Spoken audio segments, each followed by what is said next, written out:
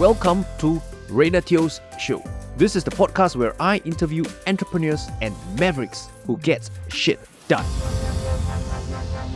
Hey, what's up, my friend? So today we have Chris Long on the show. So Chris used to be an investment banker and he left this high-paying job for, you guessed it, the crypto markets. Now you're probably wondering, right, why did Chris leave such a cushy, high-paying job for something that's volatile and risky? Well, that's what we covered in today's episode, right? Specifically, right, here's what we discussed. Number one, we talk about the unorthodox method that Chris used, right, to land a job as an investment banker. Then he shared the life of an investment banker, the pros and cons of it. Then we talk about the reason why he left investment banking for the crypto markets. So when we talk about crypto, he shared what are his current crypto holdings, right? What token, what coins he's holding, and the reason for it. He talked about his favorite strategy to profit from the crypto markets. He also shared, right, how Kryptonite Academy, his education business, got started, right, even though he has no experience in business or entrepreneurship. So all this and more will be covered in today's episode. And by the way, if you want to connect with Chris, right, I'll put his social media profile in the description below. And without further ado, let's get started. Okay, Chris, welcome to the show. Hi. So just to mention, right, I think one thing that really, for me, stands out when I hear your name is that you've been in the crypto industry for, I think, 3 years now, since 2017, if I'm not wrong. Yeah. And during that time, I see many, right, just come and go, especially the bear market that occurred during FTX collapse. So what I find really very impressive is that even despite during the bear market, right, where many players have left, you still stuck around, right? Continuing to educate, to help the masses, the retail, and I really appreciate you for that because it's just quite few in this space who are actually willing to, stick it out, right, even during very tough times. So thank you for that. Oh, okay. Thank you for your kind words. So, I think to kick things off, right, something to learn more about you, because I think for those listening right now, I actually met Chris once. It was during a book launch, right? After which I think that was before COVID, and this is now the second time that I'm meeting you. So I never really got to learn about you as a person. So clearly a Singaporean, I'm guessing, I don't have to say your age, but I'm guessing you're around my age. So how was growing up like for you as a kid? In Singapore. Well, I think first of all, thanks for having me on. Yeah, it's an honor to be here, and it's really, really fun to do. I find podcasts and just chit chat with various different people in Singapore. What was it like? So I'm a true blue, boring in a way Singaporean. I was born here, and I think the probably the most interesting thing about me growing up is I shifted house a lot. I think every 3-4 years I shifted house, so maybe about 7, 8 times in my life now. And the reason was because my family actually does a lot of property investing. So they buy, sell, flip, whichever. So I don't really have a base in Singapore, meaning to say when I grew up, I just remember a lot of moving around, and I don't really have primary school friends, because we have it, we gathered a few years and then we shift. So I don't remember too much I don't really have any friends from primary school. What was it like growing up? It was just very Singaporean. You just make friends with the people that stay around your house.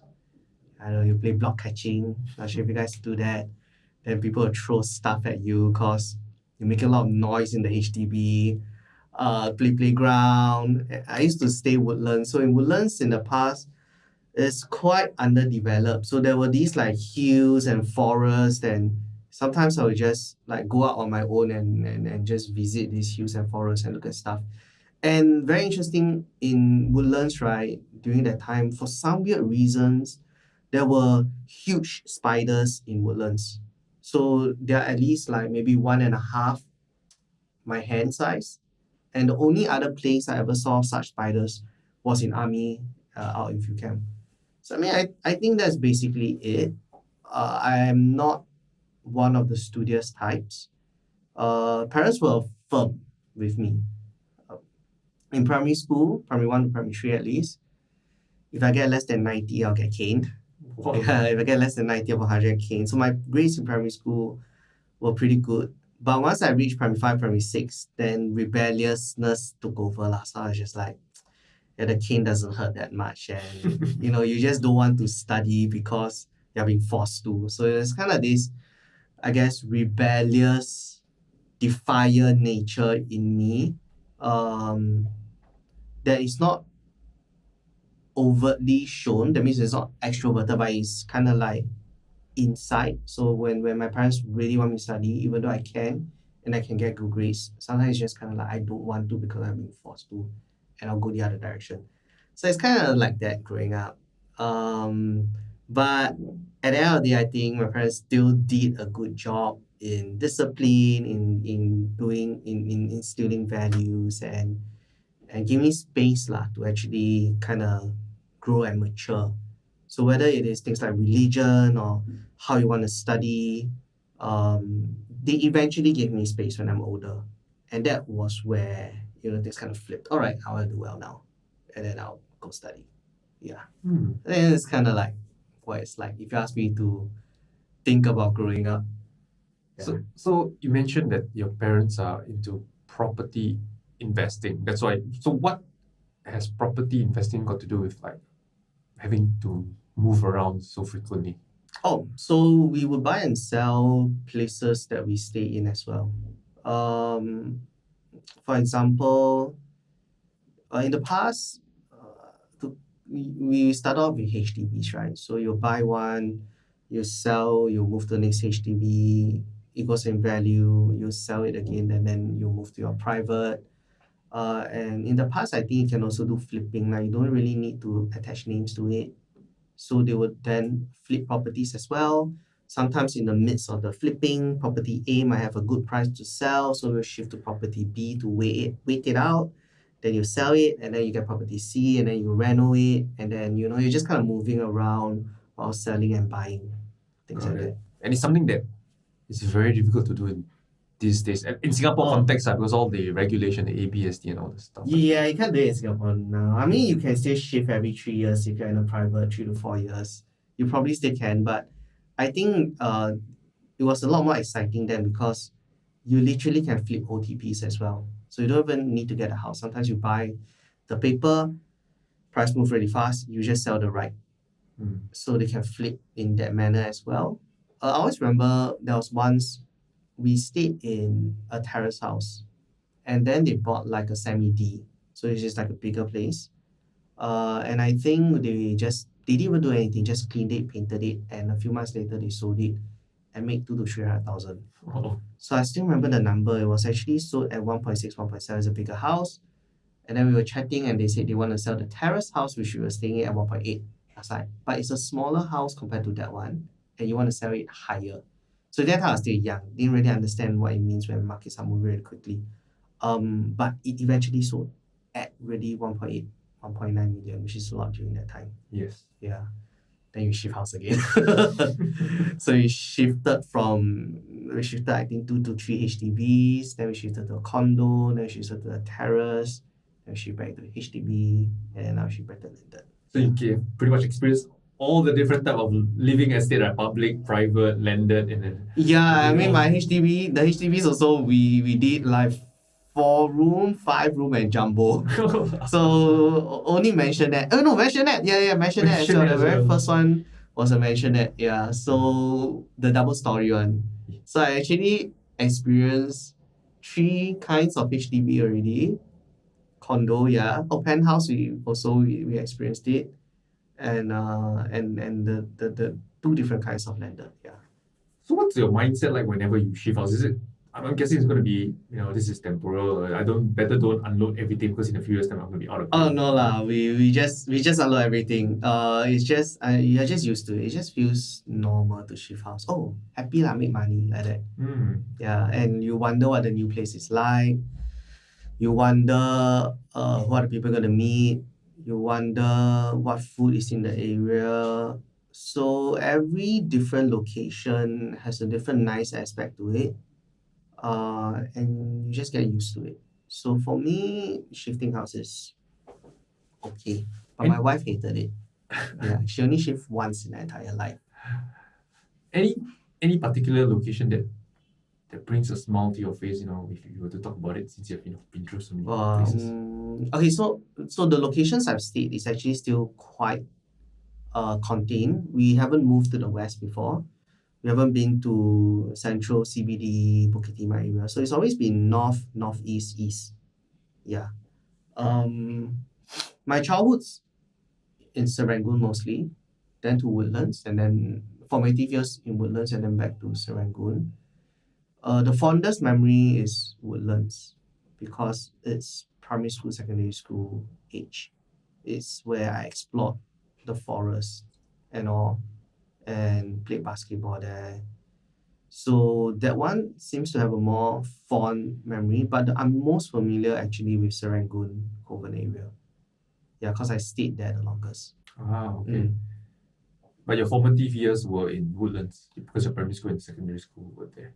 Yes. But I like Serangoon for its convenience. So were you living in Serangoon then going to Woodlands for school, or? Yeah, Yishun, Serangoon, Woodlands, Yio Chu Kang, Serangoon, then out to the east. Okay. Yeah. So what do you remember as some of the more formative moments in your childhood? Formative. Not really a lot. I think I was in Tough Club. So I remember. That rings a bell. Okay, you're not alone. yeah, so I remember exercising. I remember in Malaysia, in my school, because I was in Woodlands, we had a lot of Malaysian friends. So travel from JB down. In secondary school, it's just kind of like basketball, you play with your friends. So when I think back, I actually remember a lot of the times I'm playing. I don't, only studying I remember was in O levels and PSLE. Then the focus became that. Nothing really major lah. Yeah, in that sense. So a lot of sports in secondary school are hearing basketball. Yeah, mainly basketball or hanging out with friends. Mainly a lot of hanging out with friends, and then after that, it's just quite routine. Every day play basketball, go school, play basketball, go school.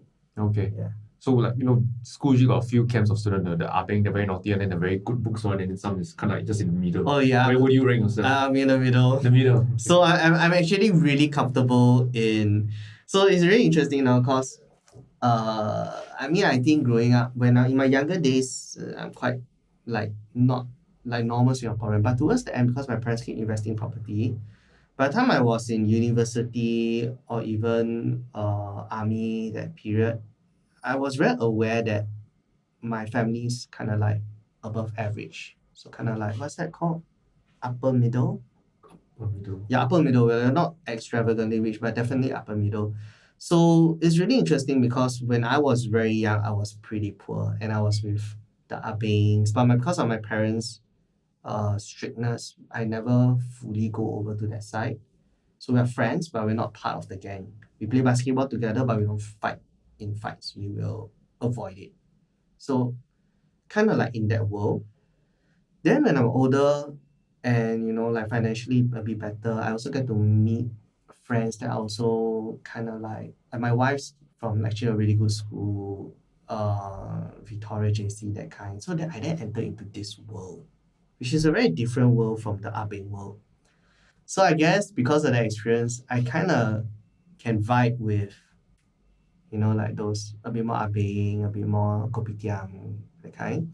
But in front of the more like educated university masters, I can hold my ground as well.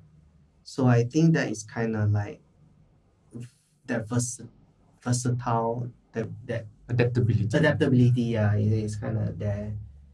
So I don't know who I belong to, the abeng or the choir. I think everywhere I can be part of it lah. You can find your place in both worlds. In both worlds, yeah. That's nice. Yeah. And you mentioned you met your wife in Victoria JC. Do you go to Victoria JC? No. She studied Victoria JC. I met my wife in church. I met your wife in church. Okay. So what's your route after secondary school? Was it poly, JC? I went to poly, then went to university, and I did a postgrad. Okay, so from poly to universities, at least from what I know, it's quite challenging, right? Because it's only the top few percent can go to uni from poly. Oh, I went private U. So not difficult, just need to pay more. I'm guessing private U like SIM, like Singapore Yes, Institute of Management. yes. I was from University of Buffalo. Okay, I was from the University of London. The same like you. Okay. Cannot study, so that's But you're more academic vigorous. Yeah. You all need to study harder. I was just project and present.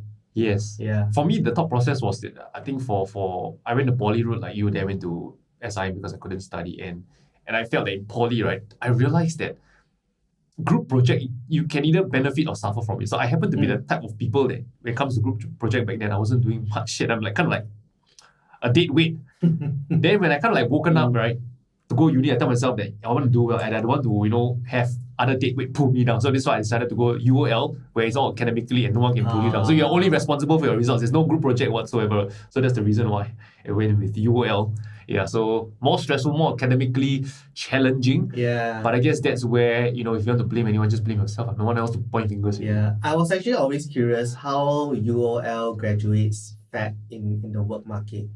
I feel like they did better than us. I was from Buffalo.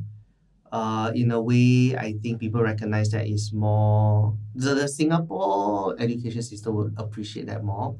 But also at the same time, they will always be a leg down from the NUS guys.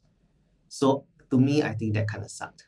My personal experience was because I graduated with first class honors with UOL. Oh, nice. And I thought that at that point in time, I'm kind of king of the world, man. Goldman Sachs, JP Morgan will offer me jobs easily. Yeah. But when I went to the job market, I was in for a shock. Okay. They didn't treat like first class honors any different from second class or third class. The pay is kind of like the same. Okay. And yeah, so I just had to just be.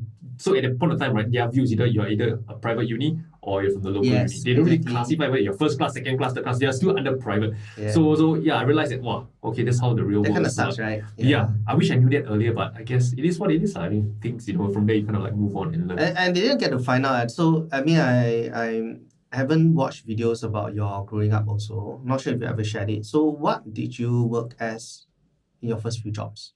So we can sidetrack a little bit. So I got the first job I got was doing a operations, what do you call it? Hedge funds, right? They have a lot of paperwork. Oh, so okay. my company does the so-called operations paperwork for these hedge funds. I was there for like 3 months and I tell myself, cut out of here. Yeah, back end. Expo? Yeah, Changi Business Park. Freaking boring. I hate this job. So after probation, hey Rainer, congratulations. We want to hire you full time. No thanks, I'm out of here. So I left and I wanted to get a job in trading. So I kind of like everyday job street, job central, refresh, and finally got a job in trading. So that was my that's actually very hard for you to get that step in as a trader. difficult. Very difficult. Yeah. It's what firm, if you don't mind me It's a asking? proprietary trading firm. So they're not as strict compared to a proper established bank or whatsoever. So proprietary trading firm is very I get it. unofficial, you can make money, they don't care your qualifications whatsoever. Yeah, I get it. And it's run by our banks as well who can't study. So that was my path moving forward. Yeah, but to share some encouraging opinion about education, I actually think that this unconventional path worked out really well for me, and evidently it worked out very well for you, because while I was at IB before investment banking. Well, investment banking trading in big companies sounds really good. I think they still lose out compared to what I have right now at the moment in terms of freedom, in terms of flexibility, even in terms of earnings. I think depending on how good they are as an investment banker, the stress and the earnings they get may not match up to the stress and earnings that I'm currently getting. So it is the unconventional path that kind of brought us here as well. Yeah. You know what I mean? So to anyone who listens and they think, jialat, go private U, that's it. I don't think so. I think that there are options for you to really do well in life. Yeah, in all honesty. I feel so as well. I mean, private U, from what I just shared, might be like a disadvantage compared to someone who is in local U. But at the same time, as a private U, right, you have all these so-called obstacles or constraints in your way that you can't help. But if you want to get ahead, you have to work around it. And that to me is a kind of like a skill you learn along the way. How can I work around it? And this will be with you for life. So I'm thankful for that. Even though, looking on hindsight, things were not that good. But looking back now, she's not that bad. Yeah, yeah. I mean, I think actually when I think about kids lah, I have kids, right? And I think about what path do I want them to take. My wife's path, who she's top student, top, VJ, US, NUS, that kind. Or do I want them to go through my path, which is abing, poly, university, and then after that, where I am. I actually think both paths are fine. Like whether my kids go my wife's path or my path, I really feel like it's gonna be okay. But what would be important, I think, when I consider their life's journey is how they see themselves as a person in terms of their self-esteem, how their mental health is, how hopeful they are for the future. I think that's, to me, the most important aspect of my kids' journey. Yeah, so I digress. No worries. Yeah, speaking of investment banking, I'm curious about that one because back then I think investment banking, especially in the 08, 09 period, is like the hottest thing. Right? Everybody want to be an investment banker. I don't even know what the heck is an investment banker. I know it sounds good. So how do you then land a job as an investment banker? You can share a little bit. So people use the term quite broadly. When people say investment banking or corporate banking, people who are not in finance, you just think, oh, like cool, right? This guy's a corporate banker, investment banker. But only when you're in it, right, then you realize that you must be able to identify what are the real roles and real juicy positions that people are really after. Because I think earlier you mentioned that you did document processing for hedge fund, right? That's right. So imagine you are doing that in an investment bank, call it a back end. You can technically still say you're an investment banker. You Even can though you're doing technically paperwork. still say you're a banker even though you're doing paperwork. Okay. Because you are working at an investment bank, you are a banker. So we call this the back office. You can also be mid office, which is risk, right? And you can also call yourself an investment banker because you are in an investment bank. People tend not to do it, but sometimes when you get to see people do, maybe they sell courses or they are in sales, maybe they are realtor. I've seen some ads that they're realtor, they say used to be corporate banking. Instinctive, I'll think which function. So for clarity, when I say investment banking or when I look at someone and think whether or not they are investment banking, I'm strictly thinking, are they front office? Are they a trader? And when I say a trader, I mean there are many different traders, flow traders, etc. But let's not go there. So we'll just think, are they a trader? Are they in one of the 3 or 4 main investment banking departments? We have debt capital markets, DCM, ECM, equity capital markets. We have NMA, and then there's one more is client services. So it's client relations. So it's kind of like it covers kind of everything, but they're focused on clients. But the 3 main things, ECM, DCM, and M&A. So these are the 3 main things, plus your traders. So this is how I think of investment banking and how we classify them. So I think your question was how did I get in? Yeah. Unconventionally, I did a master's in applied finance from SMU. I never wanted to be an investment banker, to be honest. But when I was there, I had a lot of competition from India and China, and everyone studying really hard. So they were like studying really hard, getting really, really good grades. And I was thinking to myself, how do I compete with them in the job market? Number one, I'm a Singaporean, a bit of advantage, but skills-wise, how do I compete with them? And results-wise, how do I compete with them? I can't. So I decided everybody is chionging the exam and studying hard and getting good grades for their project. Let me see if I can take an alternate route. So when everybody's doing that, So this was actually while you're studying at the University of Buffalo? no. So UB was over. Okay, so now you're at I SMU. worked a few years, yeah. So I'm now doing a master's Okay. degree in SMU. Okay. So while they're doing all this and studying hard, right, I decided, okay, I'm gonna go for internships. So while everyone was studying, I just used SMU's internship portal, which is way better than SIM's. And because I don't have any friends in IB or any network there, the portal was my only thing. So every day I'll search the portal. As long as there's an IB position, a fund management position, a trader position, anything that's front office, I apply. PE. I actually got an internship at the PE as well. Yeah, so I just apply, and I got some roles there. So I got DCM and I got a private equity, which is really, really cool. So I went to intern. While everyone was studying, I intern. My grades suffered. I just got like B, C's, and I think D's. Just pass. Good enough to pass. I did my best to try and get a B, but I don't have a single A from SMU, my master's course. After that, it was the final exam. At that point in time, right, a scholarship opportunity came up. So a scholarship was for a fund called Columbia Threadneedle. It's the biggest fund, one of the biggest funds based on AUM from Europe, 750 billion during that time. So I think now it should be past $1 trillion already with what's happened over the last few years. They offered a scholarship. The scholarship came with internship. I don't care about the money, but the scholarship came with internship. It did come with some money. I think it was about 30,000, which is a lot for university students. So once again, everyone was studying. I was like, Nobody's applying for the scholarship. there was only a handful, 5 or 6. Okay. So I thought to myself, that's key. If I can get an internship at Columbia Threadneedle, I got an internship at a PE firm already, and I got a third internship at DCM, which is investment banking. If I can get Columbia Threadneedle scholarship plus the internship, my CV is going to look good. I can go to companies and say, look, I'm a scholar, which is true. And look, I have this experience in these 3 front office functions. So I gave up my finals, and every day I just did the stuff I needed for the scholarship, which is a competition, a project essay, research paper on active fund management versus passive fund management. So I was like, So I just needed to increase my odds. So I know that the smartest girl in school went for it, which pissed me off because I told her my plan and I think she just jumped on it. But she went and I was like, how can I get an edge over her?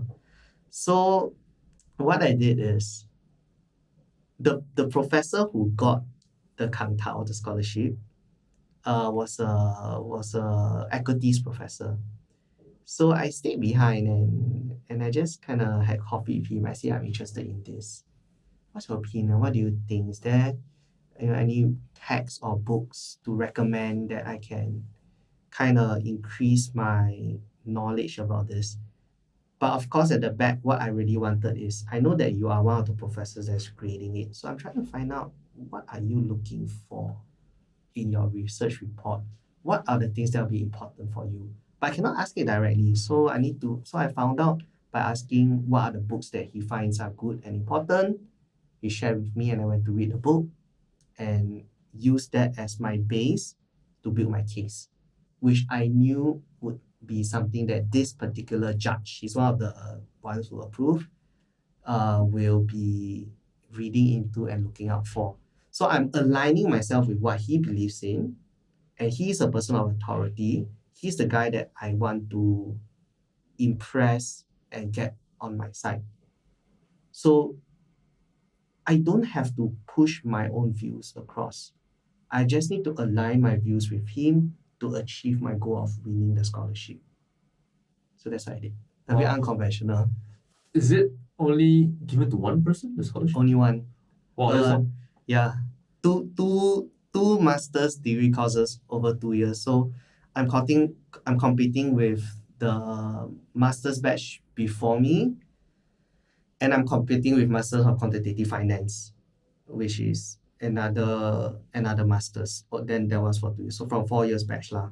But they shortlisted, I think 3 or 4 of us to go for the meal lah. Basically, we are like the top 3. Me, my friend, the smart girl, and some Masters of Quantitative Finance guy. So yeah. So what do you think that if you didn't get a scholarship, how would things be different today?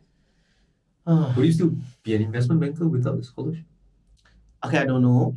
Because the investment banking full-time job came from a referral from my investment banker who I did internship with. That internship came after the scholarship and after the PE. So how does it link? Would this investment banking internship, would I have gotten an interview if I didn't have the scholarship? I don't know. So I can't quantify So when or determine if it helped. you want to be an intern for investment banking, there's still strict criteria before you can get into it. Strict criteria. So what do you mean? Like for example, you said that you only got an internship after you got the scholarship. Did I hear that correctly? No. It's I'm talking about time periods. So it happened after I got the scholarship. Okay. Yeah. But I do not know if they gave me an interview because I won the scholarship. Okay. Because if I don't have that on my CV, Will they maybe they might not have considered me. Because remember, I was older. Mm. Right, I was in my, how old was I? I was almost 30 already. So the odds were stacked against me. I was older. People would much rather prefer a 25-year-old fresh grad from a local university because they're energetic, they're fresh, you can teach them, they can stay out late at night. Whereas in my 30s, right, in a few years' time, I'll have a family already. Honestly, I am not the best bet. If I was the interviewer, I may not have given me a chance because in 5 years' time, I might have kids, I cannot work late hours really. But a 25-year-old guy would have a whole decade to work late hours. So anyway, but somehow this guy gave me a chance lah, and yeah, the rest is history. So you mentioned that yours is the unconventional approach. So what is the conventional approach to people? In IB, Yeah. go NUS or SMU or NTU, get first class honors, be part of a CCA, president of the Equities Investment Club or the PE Club or the Alternative Investment Club, then apply for different internships, impress your bosses in the internships, and then they offer you a job. That's the conventional way. Oh, it sounds bloody difficult. Huh? And you gotta be smart. You gotta be actively, still have like a social life and Yeah, and you cannot look too fat or like, I mean, sorry, they cannot look too unprofessional because you need to be the top. So if you are like obese, and I mean, I'm not trying to be mean or anything, I'm just trying to be as pragmatic as I can. If you're obese and these investment bankers, they bring you to see their clients who are treasury managers, COOs, CEOs of Swiber. It was a big shipping company at the time. And then you're this like obese young guy, doesn't look good on the bank. right. So you do want someone who is like even tall, quite fit, well groomed as well. It looks good. The Swiber CEO will give this bank a chance. So everyone looks good, everyone's fit, mostly fit lah, relatively fit, and energetic. They can work late hours. Does gender matter? Like there's more guys than girls?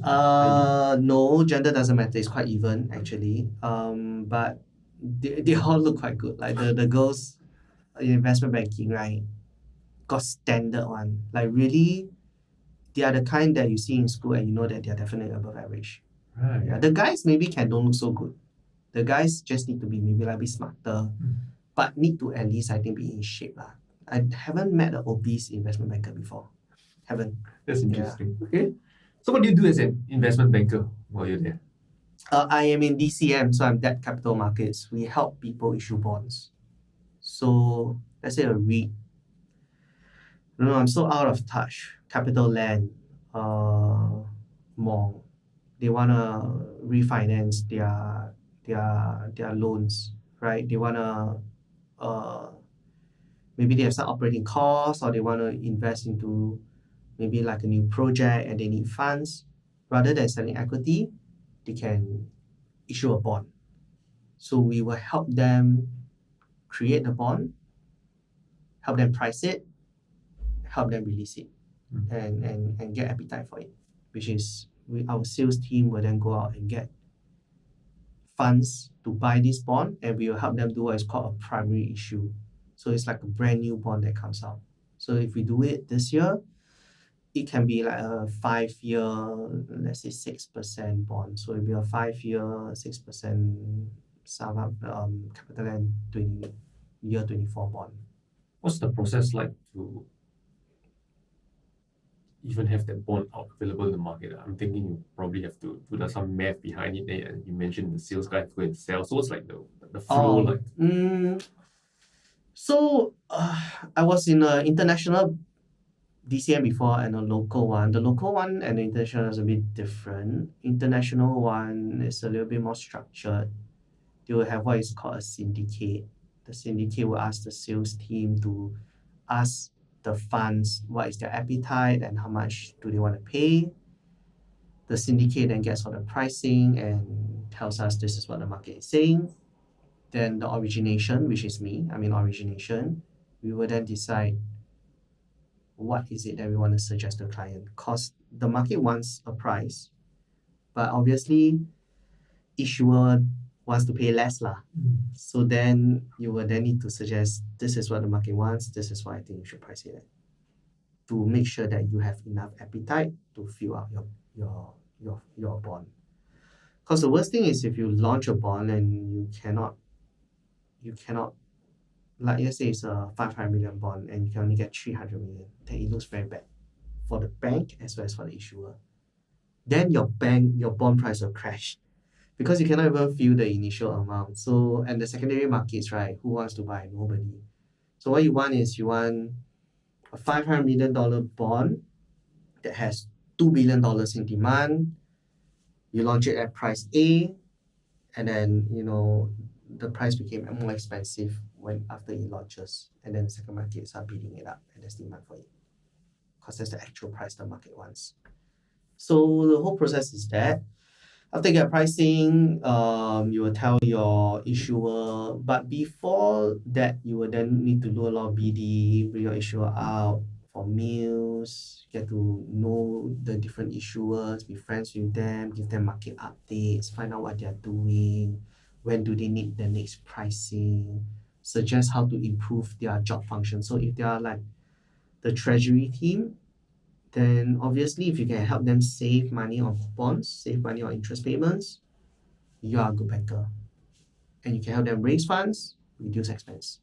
Yeah, so that's like kind of like the whole process. Okay. Earlier you also mentioned about syndicate. So syndicate, I don't know, sounds like borderline illegal. Did I get this wrong? No. No. It's totally legal. The bond syndicate is just like a function in the bank. Oh, just they call it syndicate. Yeah, it's the bond syndicate department. Okay. Syndication. It's actually a very good department to be in. Very hard to get in. You hardly will ever get any internships there. People who get in, they are either from previously sales, they start out in sales or they start out origination, or if they get in directly, it's because they're friends of someone. Okay. Yeah. You mentioned you were from origination. So what does origination do? We speak to the issuers and we help them originate the bond. Issuers meaning the company that want to offer bonds, that they are called the issuers. Okay. So you have a lot of like networking PR with the companies. I'm a junior lah, right? I left before I became ever in that role, so I don't have anyone. I just supported my seniors who go. Okay. And so as an investment banker, I'm sure there are pros and cons. The pros is I think they pretty much make more money than they make so much money. Most people, right? Like what's the rates that someone can look at, like an average investment banker? In the past, this is almost a decade ago. Okay. Now should be higher, I'm guessing. I don't know. It could be lower. I think now IB is losing out to tech. Right. So in the past, during my time, how was that, 8 years ago? If you are in a bulge bracket, HSBC, Goldman. What bracket is that again? Bulge bracket. What is bulge bracket? It's a term for big banks. Or like Big Four, that kind of bank. Big Four is accounting. It's accounting. So Big Four for banks? But there's a lot more banks that is bulge bracket lah. Deutsche's bulge, Goldman, Bank of America, Morgan Stanley, things like that, JP Morgan, they're all bulge. So there's a lot more than 4. They're basically big international banks. I think if you're an analyst, I think if you're an intern, you get 8,000. Intern 8,000? Yeah, if you're an intern, you get about 8,000. If you're an analyst, you'll get about 12,000. Analyst means that you are a fresh grad. Bonuses will range from 6 to 12 months, depending on year. Could be 0, but on average, I think 6 months. So if you're a year 1 analyst in an average year doing average deals, 12 to 18K a month. After factoring the bonus as well. After factoring bonus. So definitely the money is good. It's very good. So my boss was throwing based on hearsay. I still remember that time I was wondering how much. I asked my syndicate team, I said, hey, how much do you think my boss is getting? Maybe 20,000 a month? My syndicate laughed. It's just like at least twice of that. At least. So, and he was in his 30s. He was a director. He must have been quite high achieving. I remember he was in his 30s, only like 3-4 years older. How was I? I was 30, so I think I was 35, 36, 5-6 years older. That means director level. So at 36, you are getting 40, 50K. His boss in his 40s was double of his. So the money is good. And they are not bulge bracket. It was Commerzbank. It was second biggest bank in Germany during that time. So it's not bulge bracket level, but this is near bulge bracket near just slightly, just a sliver below. So maybe bulge bracket will get maybe another extra 10-20% on that. Is that like very common for anyone in investment banking to get, or see like maybe the top 10% to actually get such, eventually get kind of pay? To be honest, I don't know. Okay. Right, because I don't think I stayed there long enough and I don't know enough people there. But if as an analyst you're getting 12K as your base, 18K including bonuses, I think 5 years later, when you're in your 30s, you double it, that'll be 36K already anyway. So I don't think he is top few. I think even if he's good, he's probably above average. Alright. Yeah. If you're top few, you're talking millions already. Millions as a trader, millions as a deal maker. Yeah. So yeah, that's IB. So you mentioned that there are a few like departments like the PE, the DCM, the ECM, and then the M&A. Is there any among the four which is the more lucrative one among these four? Okay, PE is not in IB. PE is private equity. They're what I call the buy side. So investment bankers are the sell side. Usually sell side earn a bit more than buy side, but buy side has a much better life and they still are paid well. Which is better paid? I don't know. I think DCM is the lowest paid. The most stable, we have a very constant deal flow. So we are most stable, but our profit bonuses don't spike as much. I think M&A spikes the most. So when they close a deal, and it's a big deal, then you'll get a lot of bonus. And it's also more, I'm guessing, more cyclical. Like during good times, you have a lot more deals, and then when times are bad, it's a lot more quiet. Yeah. So they're in a way compensated for that quote-unquote risk that they're taking. I don't know. I don't know if that's the way to look at it. But yeah, there are seasons for them. Okay. Yeah. So what's the downside then of investment banking? Now we know the money is good. So what's bad about it? It's political. It's ruthless. They will just sack you. Like, if you're not performing, you get sacked. Hours are long. You start at 8. For me, I start at 8, I'll go home at 2. When I have a deal that's running, I might get in as early as 7 and go back at 3 or 4. Just sleep 2-3 hours, then come back out again. Question. So I've heard of this story before, but I'm just trying to understand. Let's say you go to office at 7, you leave at 3. Can't possibly that how many hours you're in the office, you're working all the time, right? Is there times like to rest, to chill, and then continue again? What is the routine like? Long time back. I mean, you can have lunch, you have dinner, go out for a bit of walk. If you smoke, you have a smoke break. I mean, I was a very junior at that time, so I didn't dare to push it. I just stayed in as much as I can, just in case I'm needed. But I'm sure people can have like breaks 30 minutes maybe. Okay. Yeah, but it is what it is. Yeah. So 3 to 7, 7 to 3 rather, is when a deal is running. So let's say a deal runs, it could be 2-3 days. Then maybe the next deal will be 1 month later. Yeah, so when it's not running, usually it's 8 to 2 or 8 to 12 It's bloody long as well. But still, yeah, but at least you still get like 5 hours of sleep, 4-5 hours of sleep. Wow. Yeah, so it's quite sad. I remember that my house nearby last time, right, when I stay in Serangoon, the NTC 24 hours. So I go back 1-2 a.m. You just don't want to go back so early, tired. I'll just go next and walk and look at the groceries, then buy some snacks and eat, or some noodles and eat. Is it a 7-day week or you still work 5-day week? Oh no, it's 6.5 at least. You have a girlfriend at that point in time? Yes, so I did have a girlfriend who came. She studied overseas for a while. Then when she came back, we broke up. She went overseas. When she came back, we got back together. So it's also part of the reason why I decided that I think I need to leave banking lah. I don't want to have a family or have kids, and because I was looking at my bosses and they're the same.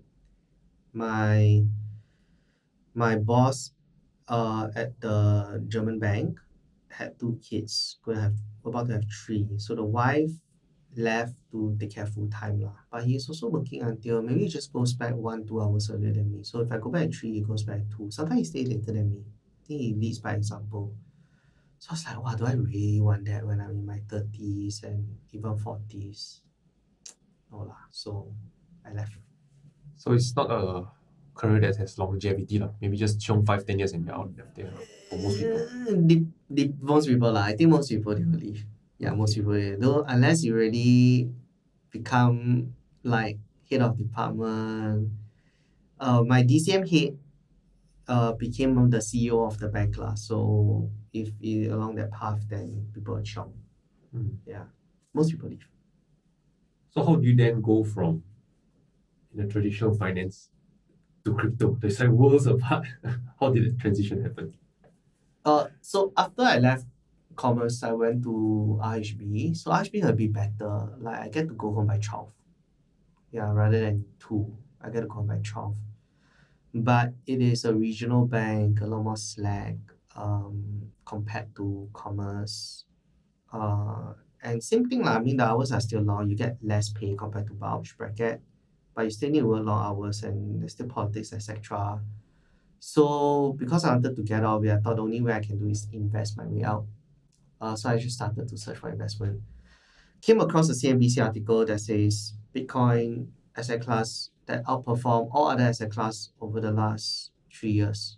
I thought, what's this Bitcoin? Because I actually heard about it even before university. I heard about it even before I was in bank. In university, I already heard about it. That was 8 years ago. And before that, at the very, very, very first iteration of Bitcoin, I actually heard about it. Because I was playing online games, and that was when I was in my university days, maybe a few years after. So I was playing online gaming, and I remember that you could kind of like buy those online weapons for Bitcoin. So I was like, oh, internet money should be a scam. Then I went to do my masters, and one of the girls was very interested in Bitcoin and did a whole project internship around Bitcoin related stuff. I was thinking, oh, that's so stupid. It's not a scam, but surely this is a fad, it's gonna die. Then a few years later, after I sold my soul to the bank, I saw this Bitcoin thing appear on CNBC again. I was like, okay, you know what, let's find out what this is. Then I went to read the white paper and started investing, and I was very fortunate to have been just nice at the start of the bull run, which gave me enough confidence and enough excitement to continue researching and participating. And that was history already. Then after that, all else is history. Then I'm in. I'm into the crypto world already.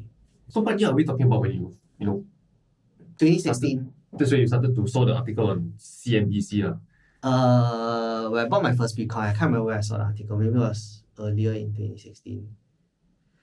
But 2016 when I bought my first Bitcoin. Okay. Yeah. And what made you feel like it's time to let's dive deeper and learn more? Oh, so pure desperation and tiredness and frustration from work. I'm just like, oh, I cannot do this investment banking already. It's not for me. It's like, I mean, I love it and I hate it at the same time, but I think I cannot survive like that. So let's just look at this Bitcoin. What is it? Why is it? And just went in. Yeah. Were you still working at the investment bank at that point? Yeah. So it was kind of like researching and working at the same time. Yeah, I did 2 investments, Bitcoin and Tesla. Okay. That was the only 2 I did. 2 investment, Bitcoin and Tesla. Yeah, I bought Tesla before it did a stock split. Okay. I think it was like $50 or $25 or something. That's very early. Yeah. Very early. I read a blog about what Elon Musk was doing, found out the importance of EVs, and I thought like I'm going to support this guy's vision. So I went to invest in Tesla. So I did double or triple in Tesla, but unfortunately for Tesla, when COVID hit, it crashed. I covered the losses of some of the money I was managing for my parents and my wife. So I had to sell Tesla to cover their losses lah, unfortunately. And that was just right before it went up. Yeah. Then what about Bitcoin? What gave you the conviction to invest in it? I don't know. It was a risk. I just take the risk. Let's just try. That was my mindset. So when you mentioned you saw the article on CNBC, what was the article talking about? Bitcoin rallied 300% over the last X years, outperforming all other currency. Okay, so it's not a FOMO headline lah. Maybe worth. I mean, it sounds quite FOMO lah. You'll be like, oh, what's this? Yeah. Okay. So, but during that time, no one was FOMO in crypto one. Nobody cared about crypto.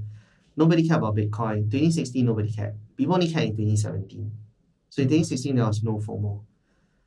No one was interested. Yeah. Okay. And since you know you have exposure to earning debt markets, equity markets, what do you think makes crypto different from all these different asset classes? Different.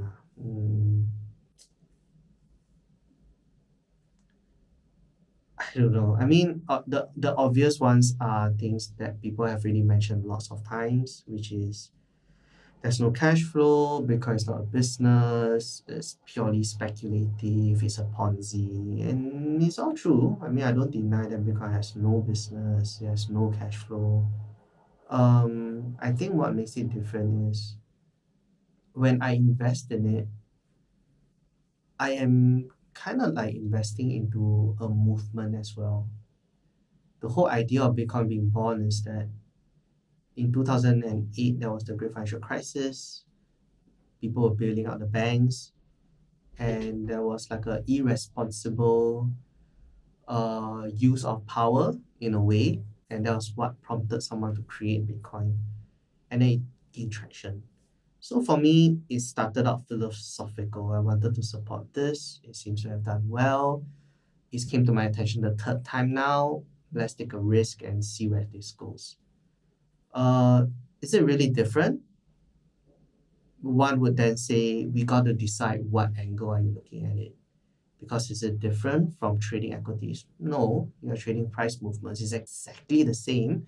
Nobody cares about if you're a trader like yourself, right? You just trade shorter term time frames and based on certain indicators or momentums or certain principles that you trade by.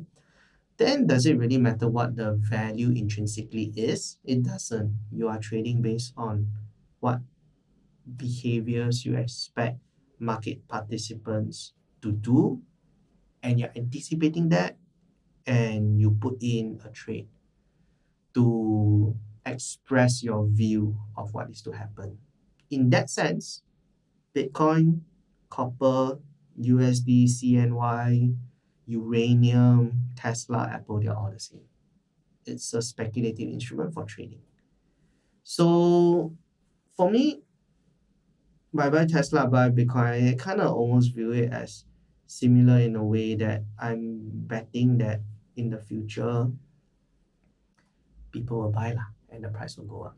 Okay, so it's a very financially motivated decision, thinking that the price will likely be higher. Oh yeah, totally, 100%. Like when I buy Bitcoin, crypto, I just want to make money. Okay. Yeah.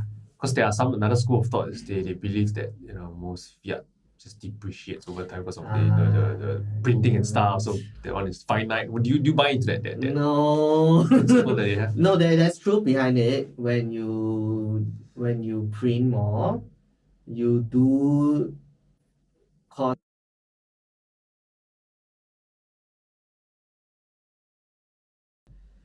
But does it reach a point where people will find all fiat worthless? I highly doubt so. Not in my lifetime, at least. So I don't buy into that, and I don't buy into the reason that is why Bitcoin is going up. Okay. Yeah. Do you still hold your Bitcoin since you bought many years ago? So I've sold most of it. I moved to Ethereum. But it's just a personal thing because I feel that Ethereum will outperform Bitcoin in this run. If someone asks me, would it be okay to buy Bitcoin or rather Ethereum, or will it be okay for 50-50? I think it's totally fine. So I'm just trying to, in fact, just trying to risk on a little bit because I find that Ethereum will be the slightly riskier move with the slightly higher upside if the risk plays out in my favor. So for me, that's why I do Ethereum. My theses have been proven wrong over the last 1.5 years, actually, or over the last 2 years. I moved the majority into Ethereum 1 year plus ago. Looking back, it would have just been better if I had Bitcoin, in fact, or if I had 50-50, because Bitcoin outperformed. Okay. Yeah. Maybe you can share a little bit more about Ethereum to why you believe you will do better. So there's a lot of more functionalities to Ethereum. We call them smart contracts. You can actually build tokens around it, have pictures embedded on it in a sense. The community that has formed around Ethereum is a newer community, meaning to say that the developers around Bitcoin, they grew up or they develop it in a time where people are sending emails with no pictures or with limited pictures. People who develop around Ethereum are more like they've seen stuff like YouTube, social media, things like that. So it's kind of like a newer generation that's built around Ethereum, and Ethereum have certain functionalities that you cannot do on Bitcoin. So Bitcoin is just like boring basics of basics, which in itself I think is a good function. So people then look at Bitcoin as it's just Bitcoin. It's just Bitcoin. There's nothing fancy you can build on it. So it makes it clean. Ethereum, you can build all this different stuff on it. You can upgrade it. You can have things like roll-ups, like layer 2s. So there's a lot of stuff that you can kind of build on it. A lot of building blocks. I kind of like that, and I kind of think like that's the thing I want to take a bet on, like a little bit more innovation. Okay. Yeah. I once heard that someone said that Ethereum is like the Apple Store. There are many apps in Apple. Would that be an accurate assessment? Apple Store. Yeah, Let me yeah. think about it. Okay. Ethereum is like Apple Store. So we can hold all the different apps right in Apple Store. Yeah. I guess you can think about it that way, but the more I think you can use that analogy, but I think to be very specific, the idea of Apple Store, why people build on Apple, is because they have their distribution, right? They can distribute to all Apple users, which is why people want access to the Apple users. And Apple users are spenders, for example. So yes, there's a certain level of recognition and distribution on Ethereum, but I think nowhere near Apple, and I don't think that's the reason why people are building on Ethereum. I think there are other reasons, like maybe security, maybe a legacy, philosophical reasons as well. But maybe distribution can be one of the factors. So besides Bitcoin, Ethereum, any other tokens that you hold that you believe in? I mostly only hold, other than that, a centralized exchange token called tokenized TKX. It's because I'm an early buyer investor into that. And the other one I have is Lido, because Ethereum, there's this mechanism called staking. Are you familiar? Yes. So for viewers or listeners who are not familiar, let's say you have 32 Ethereum. Let's say you have 10 Ethereum. You can actually lock it and stake it. And every year you get like maybe 3, 4, 5% interest on that Ethereum. So the network pays you the interest. This staking thing requires 32 Ethereum, it requires hardware, it requires programming knowledge. So for people who don't have all that, they use what is called a staking protocol. And the biggest staking protocol is Lido. So I'm betting on number 1, market leader. I'm betting on number 2, Ethereum going up. I'm betting on number 3, people want to stake and they will use Lido. So the token would then go up in price as people use this and they feel like this is something that they can buy. Okay.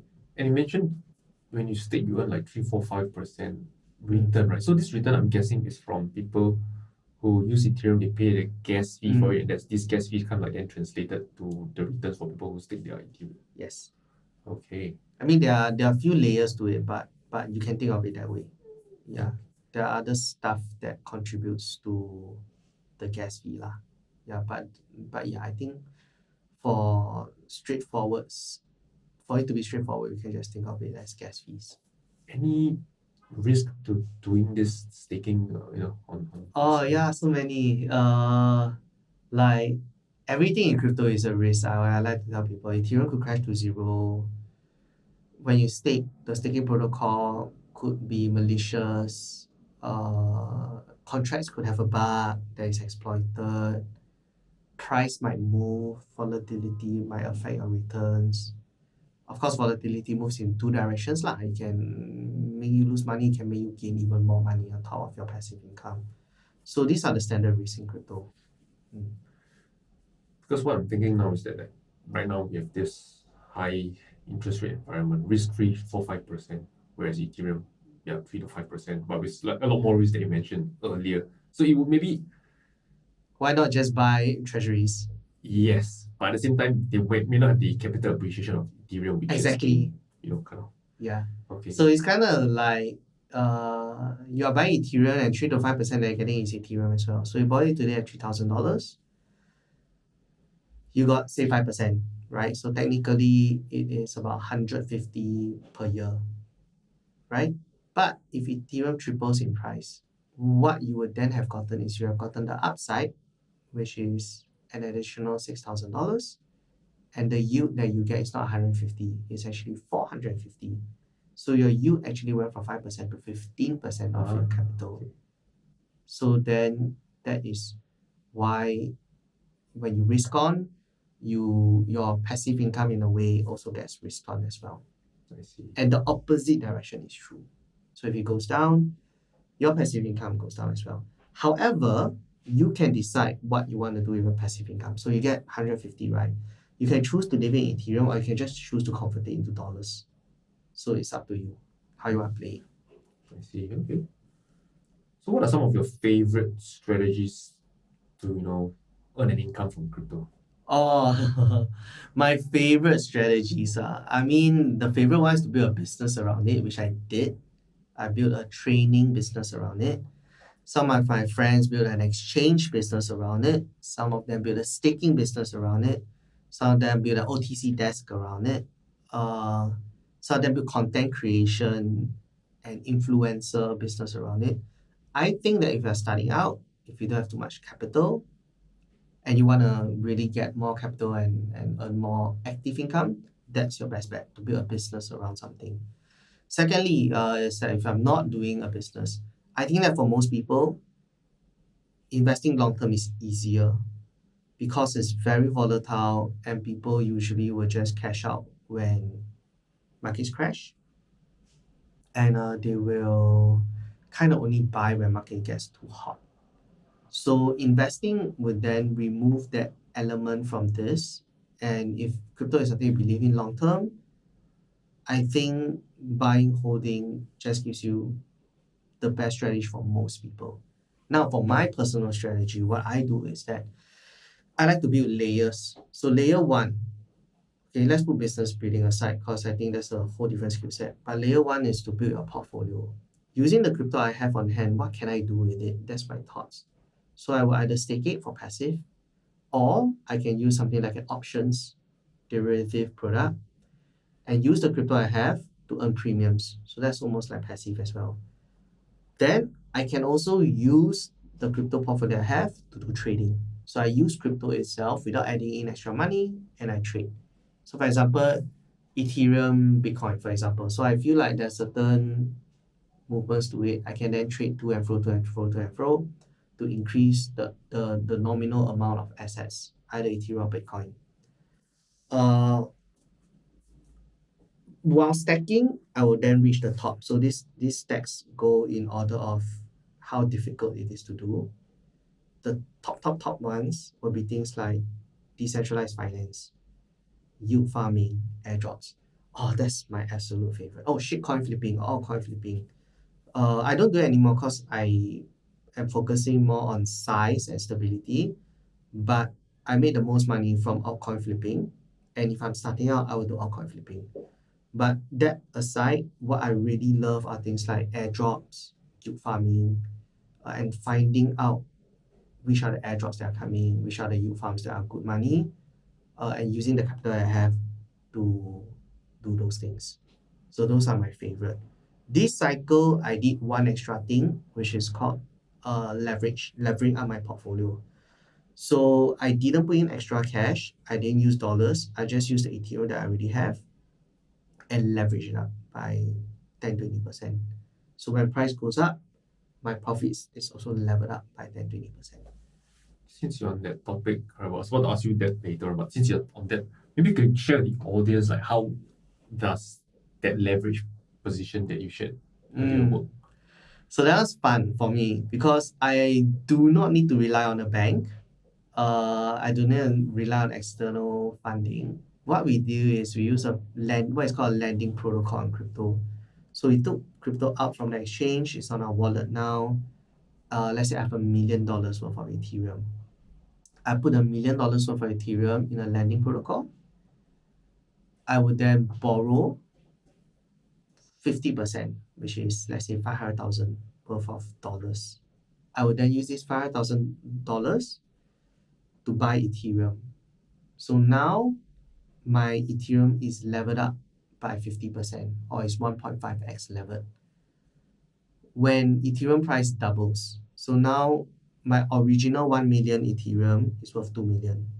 The new Ethereum that I bought for 500k is worth 1 million because it's double, right?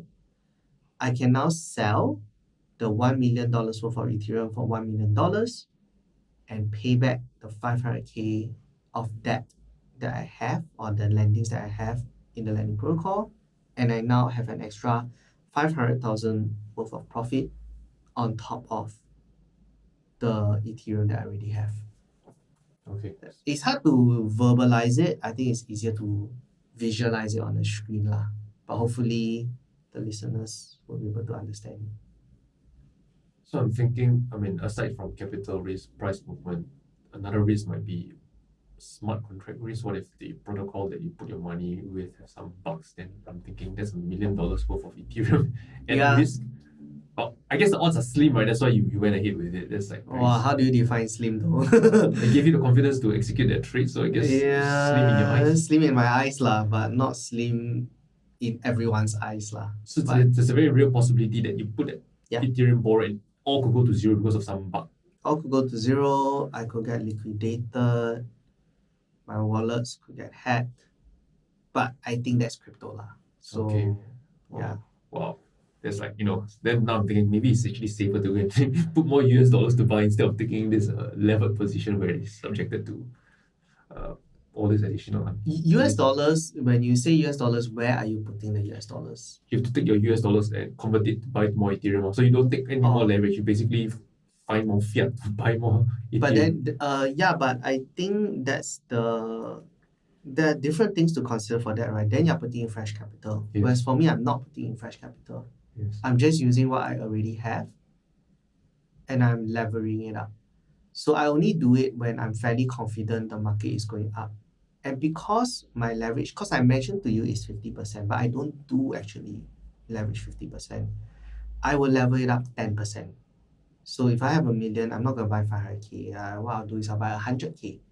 So then my returns is just boosted by 10%.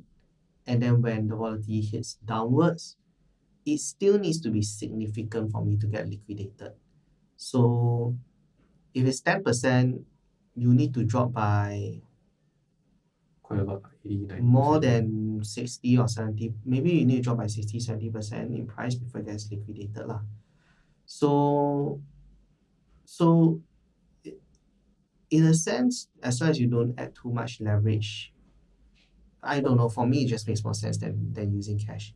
Because cash has its own portfolio. So I segregated cash is for expense, middle term is in treasury, so I just don't touch this unless there's a extremely good market condition. Then I have my crypto, which I plan to sell in X years. But I can recognize that right now there's a halving, there's a very strong momentum going forward, there's ETF, there's all these things that's happening. So in the next 1 year, it's more likely than not it's going to go up, in my opinion.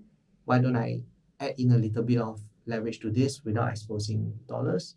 I will take this, capitalize it, and boost it by 10%. So then that's how I just slightly increase the amount. I totally agree with your train of thought to why, now, the environment is favorable.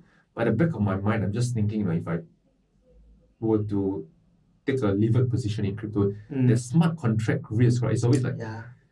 it's like maybe you make the extra 10-20%, but yeah, potentially, low odds, but you could lose that principal sum you technically put in, right? For sure, yeah. So I'm looking at it from the risk to reward. It's like low odds, but can I stomach it if, let's say, touch wood, if you really were to lose that principal for the extra 10-20% levered? It's something that I don't know. Maybe I'm just very conservative. That's something that I can't live. Yeah, it totally makes sense lah. For most people, I don't think you would want to do it. The lending protocol I chose is already the oldest there is and the biggest. So amongst lending protocol, I guess you can call it the most safe or the most stable. So I really try to minimize it in that way.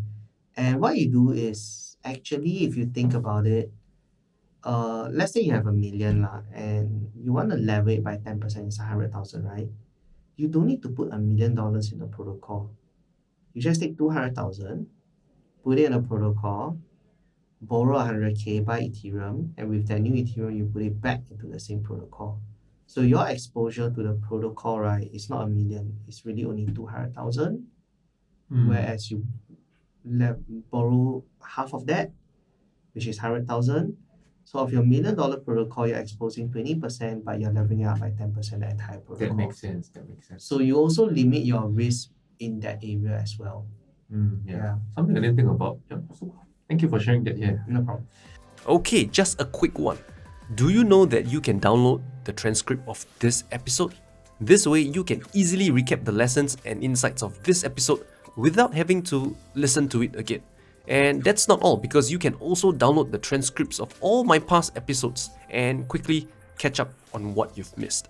So if you're interested, go down to rainerteo.com/script. Script is spelled as SCRIPT. So once again, it's rainerteo.com/script. Now, back to the show. So you mentioned that also, for most people, I think investing it's the way forward. So I guess in crypto, the next question is, how do you then want to time your entries? How? I don't know. So it's quite interesting. Recently, just like 1 week ago, I did this Facebook post and I said, market seems quiet, but it feels like something's bubbling and something's gonna happen. And then that day, basically, Coinbase crypto, they shot up that night, because there was some announcement, I can't remember what. A lot of them were like saying, how did you know? How did you know? Especially as someone who, during my training and on social media, I always say, don't follow me, or I'm just guessing. But it just so happens that more times than not, I've been kind of right on market movements. So when they ask how do I know, I cannot answer it. It's just a feeling. I know it sucks that I say that, and I know it goes contrary to what a lot of finance people say, but I don't know, it's just a feeling. Like sometimes you just see what people are reading on social media, you see how price have been moving, there's some patterns that you just see keep getting repeated. You tie it in with the flows of the ETFs. You think about all these flows, who's selling the Bitcoin?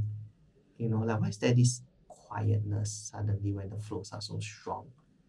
So it just feels like something's up. That kind of feeling, and it just happens. So back to the question of how to enter, I usually tell people DCA lah. That's what I would usually say. But if they are wondering how I time my entry or get these feelings. I don't have an answer for that. It's just intuition. Maybe being in the markets for very long already, you just kind of get a feeling. Yeah. But for most people, just do DCA lah. Okay, so Easier. dollar cost averaging, like every month you buy X amount, Yeah. stuff like that. There are also things that you can do like cycles, crypto cycles, things like that.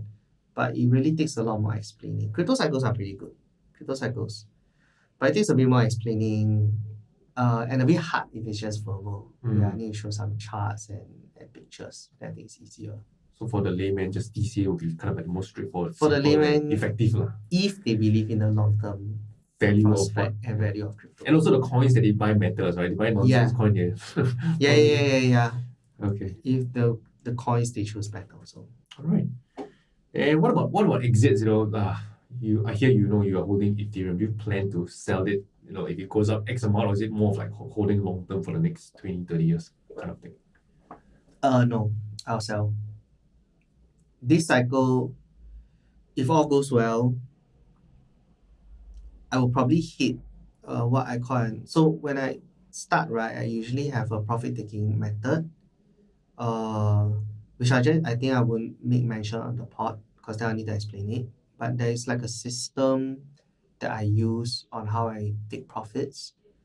But there's two parts to the profit taking method. But then the third part is what I call the ultimate exit. At the end of the day, I think it's very important for us to have clarity about our end goal in terms of finance. For example, if you have $50 million worth of crypto today, or $100 million, are you gonna hold for the next 50 years or 30 years? What for? What for? For me, that's an ultimate exit. Everybody has a number. Or if people don't have a number, then they must question what they're doing in life lah. Like, is it really all about pursuit of money? But if it's not, there's always a number. So once you hit that number, and you know that your rest of your life is covered and comfortable, it just makes sense to close the position, in my opinion. So for me, actually my number was 1.5 million lah. I think that would be enough to lead a simple life. But I hit that already, so I've been reaching for my stretch goal. My stretch goal is 40 million before I'm 40 years old. I don't think I'll hit it, to be very honest, but it's a nice stretch goal towards. And if all things goes well this cycle, then I will be somewhere in the region between 1.5 million to 40 million. I think it's enough. So I would probably close it, put it into an ETF, and just live off the 5% on that per year. It should be way, way more than enough for me, if all things go well. So that's how I plan to take my profit. So it's more of like using crypto as a means to an end. It's not the end itself, but rather to help you live the life that you want. There's no point trying to nickel the top, right? The absolute top when enough is enough for life really. Why you want to fight every cent? I think it's the same like for stocks and even for property as well, in my opinion. Like, why do you need a GCB? You don't. For most people, they don't, unless they have 20 people staying. Why do you need to have Facebook stock forever? You don't want to vote and control what Facebook does. At the end of the day, I believe all of us are in it for a better quality of life. And once you hit the quality that you are truly and fully satisfied with, it just makes more sense to live your life rather than to pursue the next quality upgrade. A Casio watch tells the same time as Patek Philippe. So why do you want a Patek Philippe? And if you can get a Patek Philippe, do you then need to go higher for a Richard Mille? Come on, it never ends, right? So for me, very early in my investment career, in my investment journey, I already decided it hits this level is enough. Yeah. Is there any like part of you that feels that you should still go chase the material one, or you like kind of like completely detached? It doesn't really bother you one bit.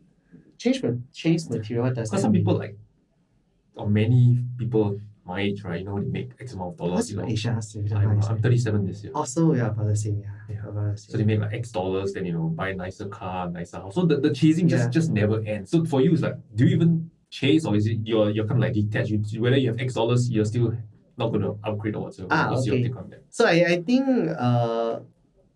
let me think about this. Yeah.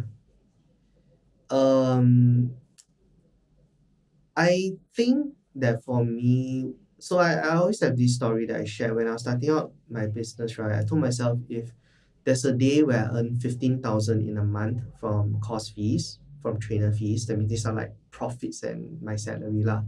If I ever hit 15,000 in a month, I'll buy myself a Rolex.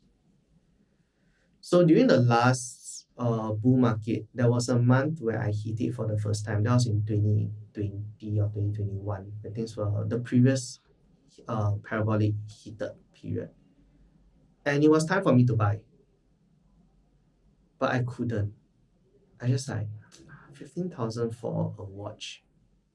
I couldn't. I just can't because I don't really wear watch in the first place. So I eventually I never really felt a desire to ever want to buy an expensive watch again. And I think that it was more important for me to know that I could than to actually do the act itself.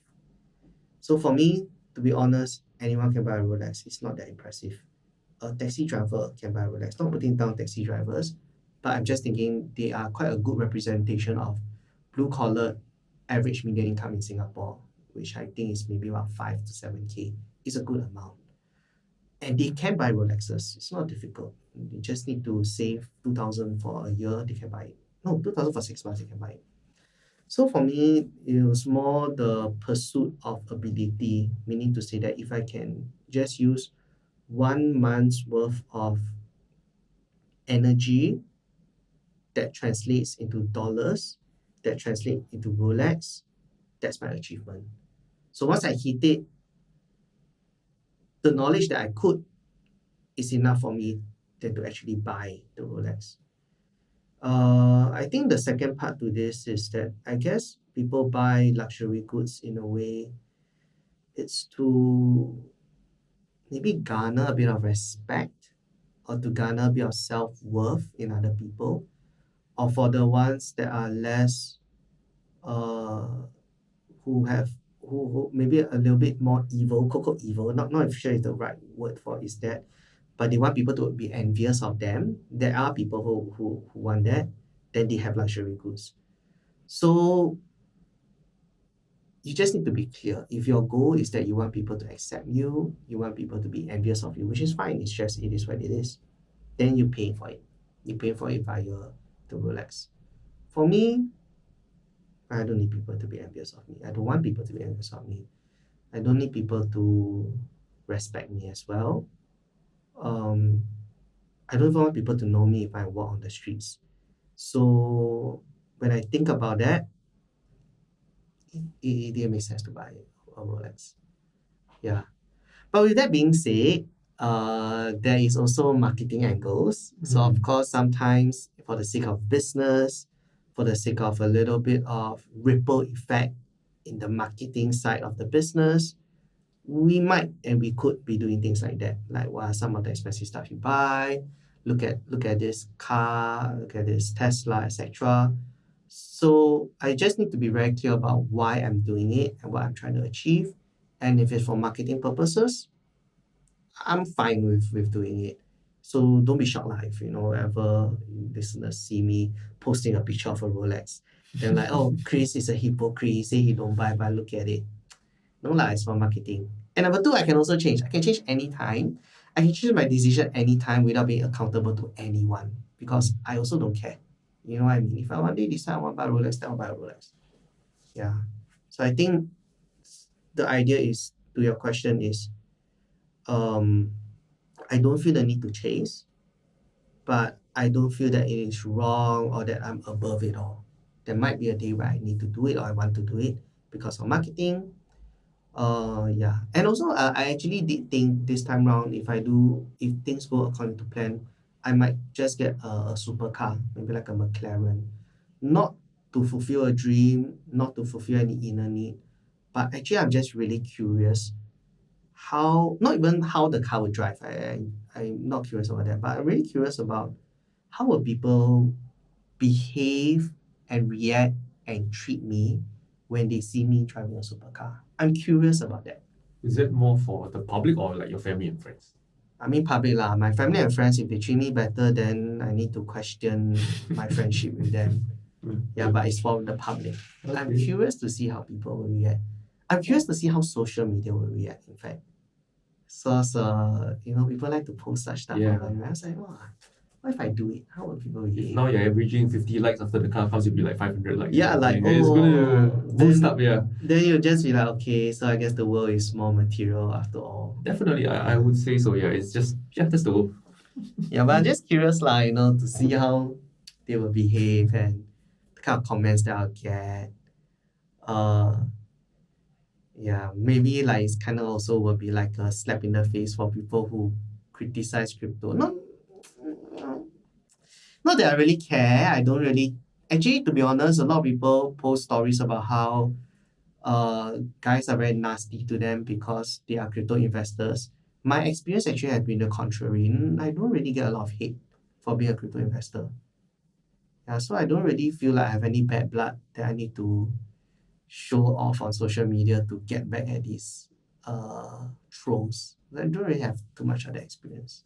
Why would people hate on crypto investors? Don't know. I just feel like sometimes I read the stuff, people always say like, oh, look at these guys, you always say I'm wrong, or you always make fun of my crypto investment, but look at it now. I always see these posts online and it kind of feels tempting for me to also post it, you know what I mean? Because I'm the crypto guy. But if I really stop and think, do I really get a lot of hate or ridicule from being in this? Actually, no, I don't really get any. So I feel like I don't really need to address this side of social media for me. Okay. Yeah. So what I'm hearing is that if you reach your monetary sort of target, the only thing or one of the few things that you'll splurge on is possibly just a car, not watch, not houses or anything. Yeah, I mean, I said I'll splurge on a watch before I achieved it. And now I say I'll splurge on a car before I achieved it. Maybe when I actually achieved it, I might just end up not knowing buying the it. thought that I can do it, it's just It's enough. enough. you know? Yeah, it's enough. That's It's very enough. lightening. That's very Yeah. lightening. So, I'd like to hear from you, right? Like, crypto, apparently there's so many sectors in it. You have, AI, DeFi, apparently all of them are trying to solve real world problems, or at least that's what the developers claim. So from your point of view, what do you feel or are some sectors in crypto that are really solving real world problems? I I don't think. I mean, I'm the more skeptical. So this is the irony of it is, I am also a skeptical crypto investor. I actually don't really think it solves a lot of problems. I still ultimately view crypto more speculative, more to make money rather than to solve any real problems. So far, I don't really see too many real problems that can be solved. Maybe can have faster settlements. Maybe it can have it more transparent. So usefulness, I'm not sure if it's a problem lah, but I would say that it definitely increases efficiency in some stuff. But everything's just kind of like its own ecosystem. So for me, what's really useful for me in crypto is a lending protocol. I want to express leverage. I can put in Ethereum, I can get dollars out, and I can use that to trade. I don't need to go to a bank, I don't need to submit documents. I can do all those things in a matter of minutes versus days or weeks if I go through a bank. For me, it's not a big problem, but it's not a problem per se, but it's just like something useful that I can do. And in terms of the process, it is efficient and it solves the problem of waiting for the money to come in. So that's probably the benefit, I would say. But is it really a problem for people, for mankind? I don't think so. If I'm not trading crypto, I wouldn't even need to use this service. So do you know what I'm trying to say? It's kind of like it solves problems for people who are already in crypto. But do the people on the street really need this feature? I don't think so. All the AI, RWA is my biggest classical example. A lot of people are excited about it. I've had some projects that talk about how they collateralize industry and then they do it on tokens. I just feel like, why? Why go through all this trouble? Why make it so complicated? They need to explain to a brand new batch of investors this whole feature. You need to teach them how to use MetaMask. The prices are not liquid. The gas price is expensive. The legal work costs you so much. What benefit do you have? So I feel like it's a lot of extra work for not much. So I don't really buy into it lah, at least for now. Yeah, maybe in the future, at some point, it gets super efficient. Maybe it will work, and maybe this whole thing is part of building for that future. But for now, I don't see. I don't see it. Yeah. Okay. I think I was looking at your LinkedIn profile and I saw that you mentioned things like in crypto you're helping to do fundraising and ICO advisory. Can you tell me more about that? ICO advisory. I haven't done that in a long while, but I used to help some projects when they did their fundraise or their ICO. They asked me opinions, how the students react, what do they think. So it's kind of like some market feedback to them. So then we just talk through that and maybe we would discuss about the right pricing, market caps. But it is not something that I'm very focused on, and it's not something I've done in a while. I think last one was about 2 years back. Any trends that you're seeing in this space right now? Fundraising? In crypto in general? Things are heating up. I see that a lot of money is flowing through the ETFs. I think it's actually more than what people were expecting, which is great for me. I think that there will be another pop. Meaning to say, people are generally still a little bit afraid, but I think because of the flows of ETF being so strong, if it continues, I think crypto might pump harder than people expect this cycle, even than I expect. So I'm already more cautious already. So I just need to remind myself constantly and adjust my expectation a little bit to tell myself, don't take profits too quickly. You need to, try to slow down a little bit.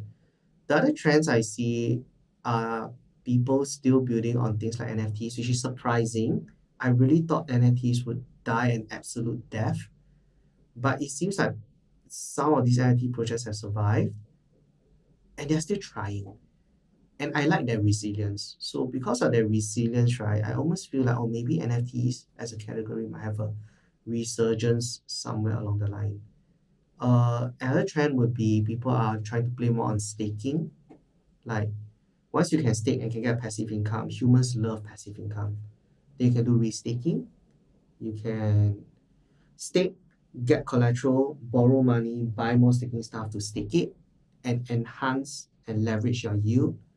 So then I feel like these areas have some potential for people to kind of play around with and create products in.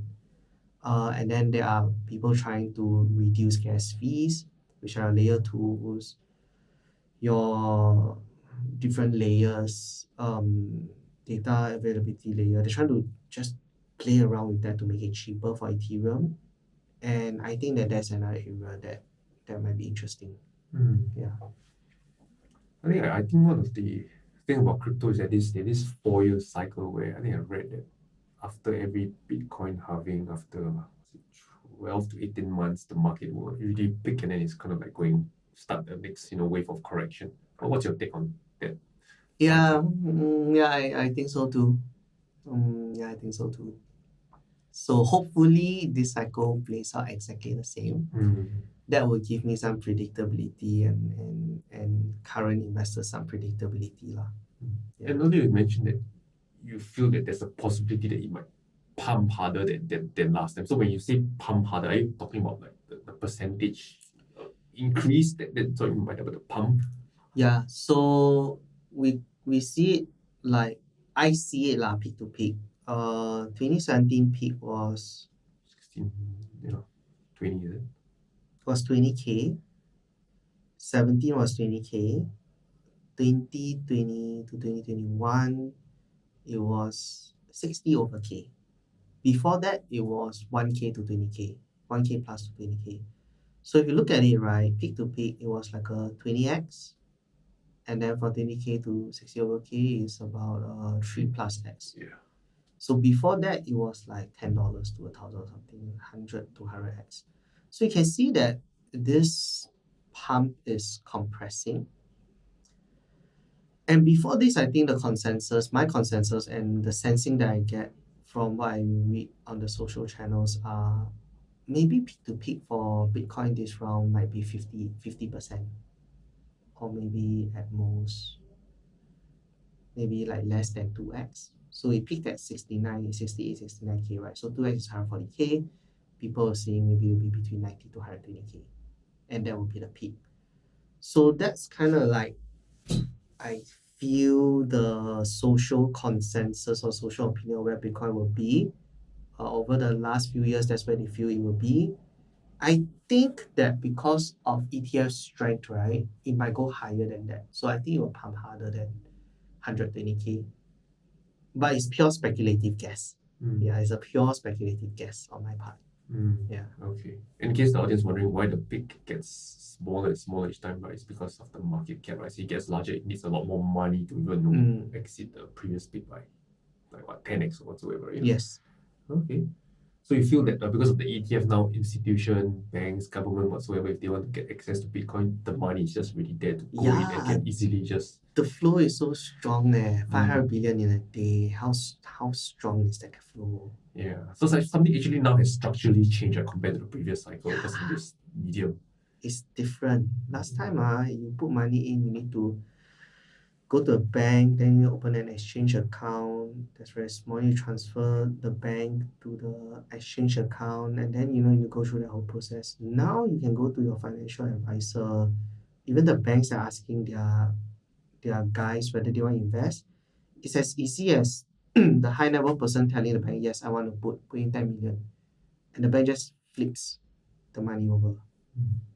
Much faster.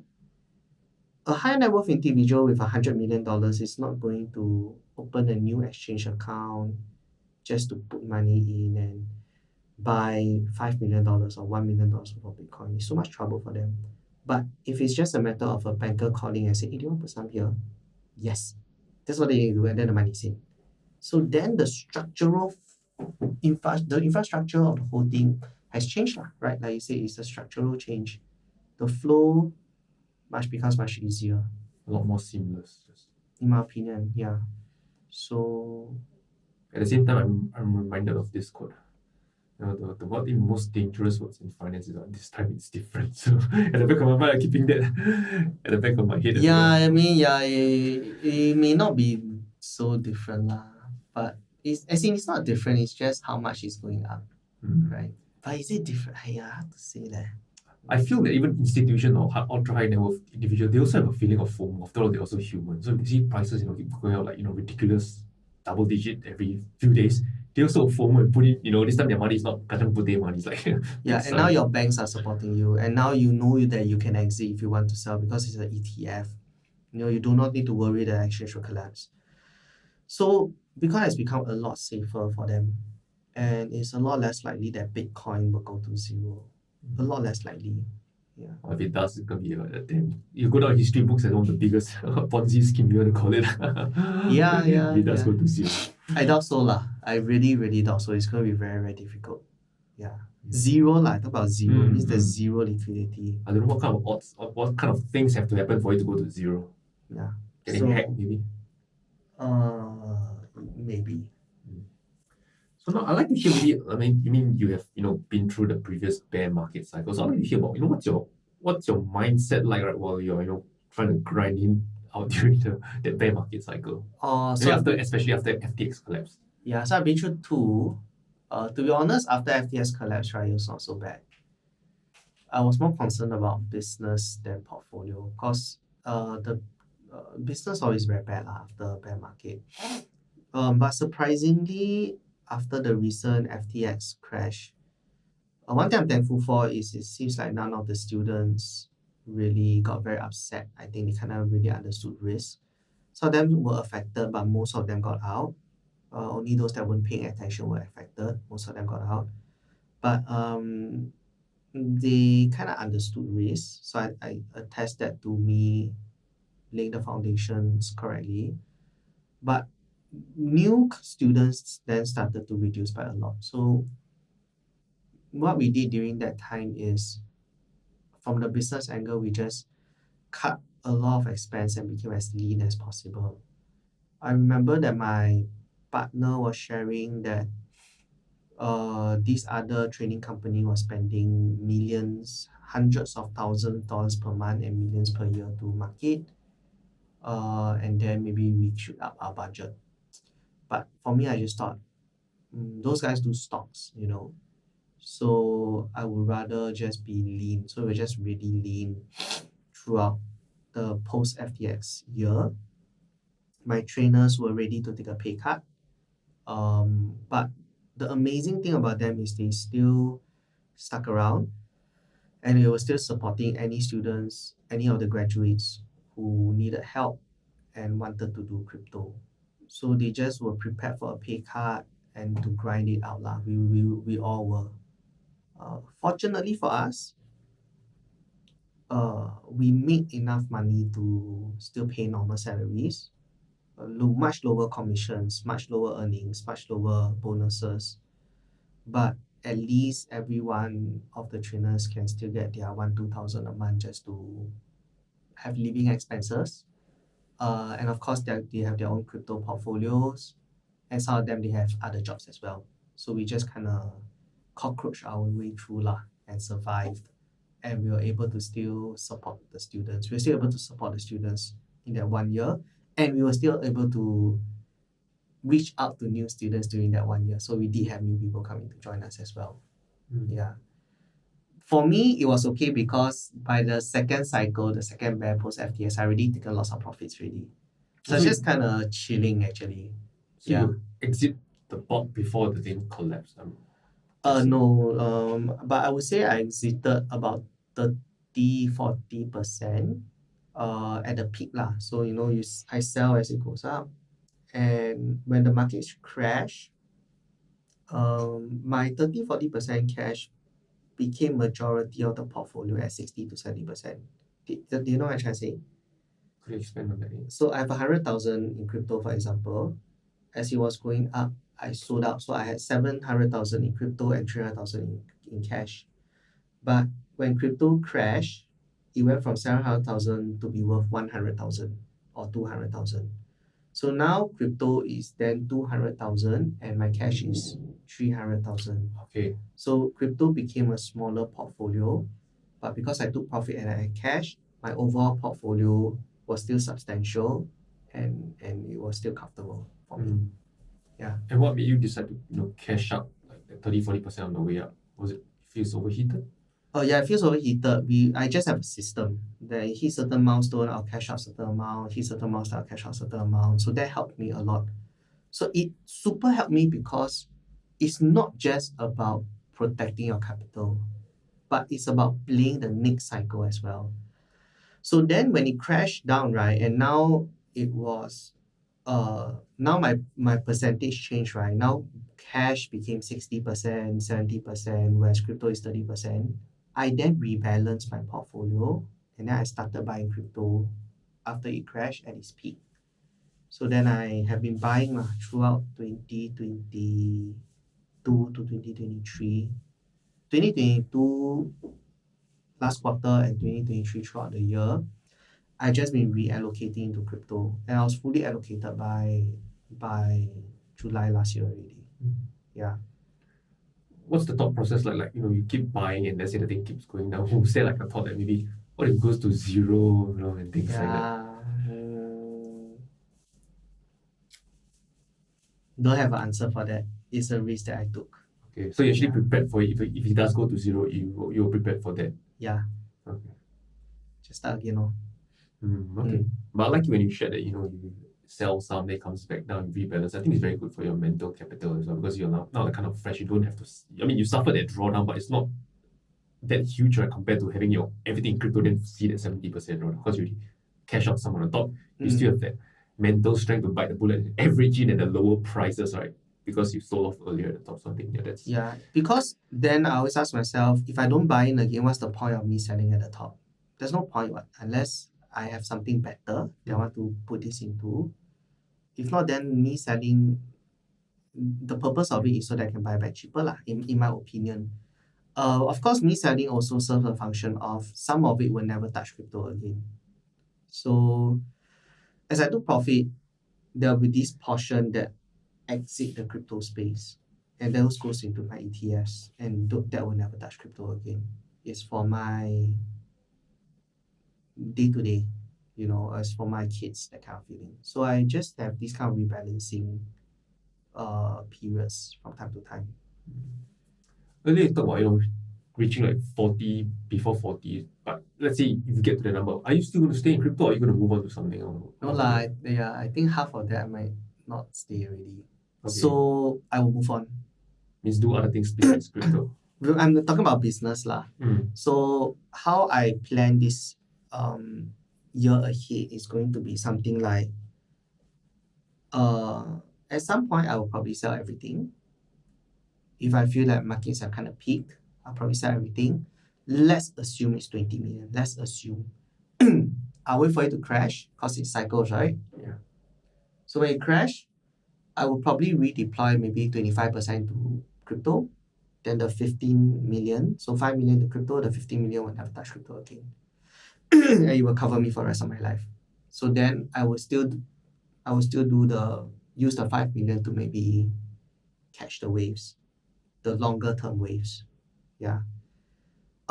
Business wise, probably if things go well after this year, you'll see less and less and less and less of me in the public space.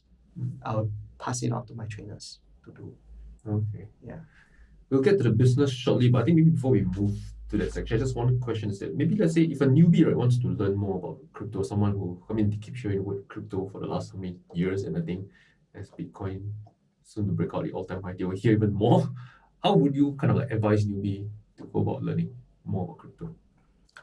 Well, it will be a little bit biased since I'm the owner of a crypto academy, but my answer would be should go and learn from someone who has successfully done it lah. And there are some people who can probably do well on their own and learn on their own. The trade-off would be how much time will you take.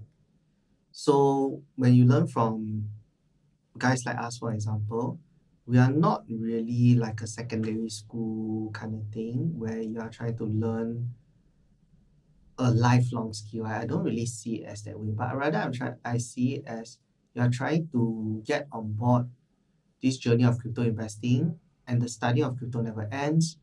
But joining the academy speeds up your competency, and it speeds up how quickly you can get started investing in crypto, and it tells you all the pitfalls that you can avoid, so you don't need to go through these pitfalls yourself. And then you also learn about what are some of the best ways and different techniques you can play in crypto. Because beginners will just think, I just buy and hold, and I just want to know what I'm buying, is it good or not. But in reality, if you want to do well in crypto, there are many ways you can do it. You can buy crypto, then you can do TA trading. You can do options, which not a lot of people is doing. You can do airdrops, which are really significant money, you know what I mean, when you do it right.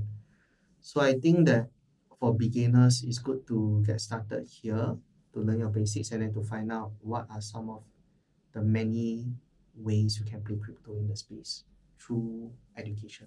Okay. So moving on, let's maybe just talk about your business, right, as you've mentioned quite a few times here. So when do you then decide to teach crypto? When or why? Why? Because when I started investing in crypto, a few of my friends saw that I was making money. They asked me to teach them how to do it. So I teach. Then some of them said, oh, actually you should teach public, earn some money from that. So I think about it, I was like, oh yeah, that makes sense. Then I can get more money to invest in crypto. It can also mean that I don't have to do banking anymore. I can focus more on investing in this space. And my day-to-day expenses covered by teaching revenues. So when I started, it was with this angle. I don't have any grand plans to change the world or to make people's lives better. Or sometimes, we'll see like, oh, I want people around me to make money. I want my viewers and followers to make money. Honestly, I don't really care about them.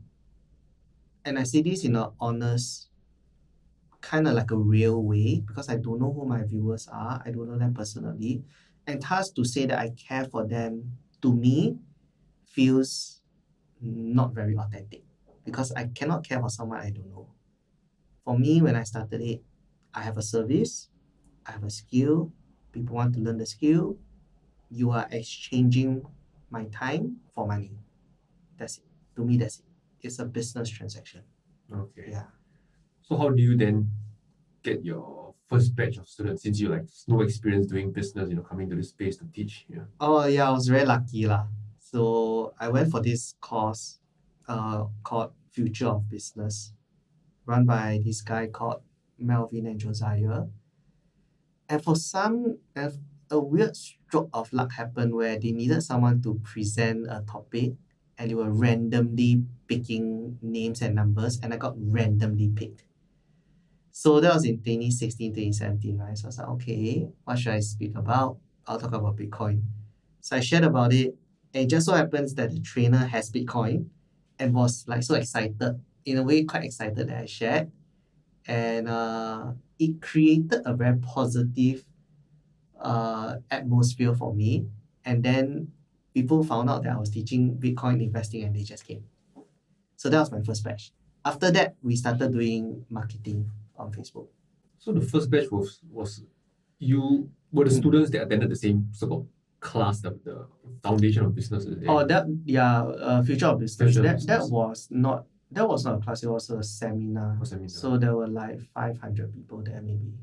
Yeah, Then your first batch of students were among that 500. Yeah, the first 40, 50 were from Wow, that's amazing. some are my own friends lah. Some are my own friends. Then some are from word of mouth, that kind. So that was my first batch. So I'm curious, what was the seminar that you attended, the Future of Business? What was it about? It was about business. It was business rules, and I think it's kind of principles, mindsets, that kind of course. Of running a successful business.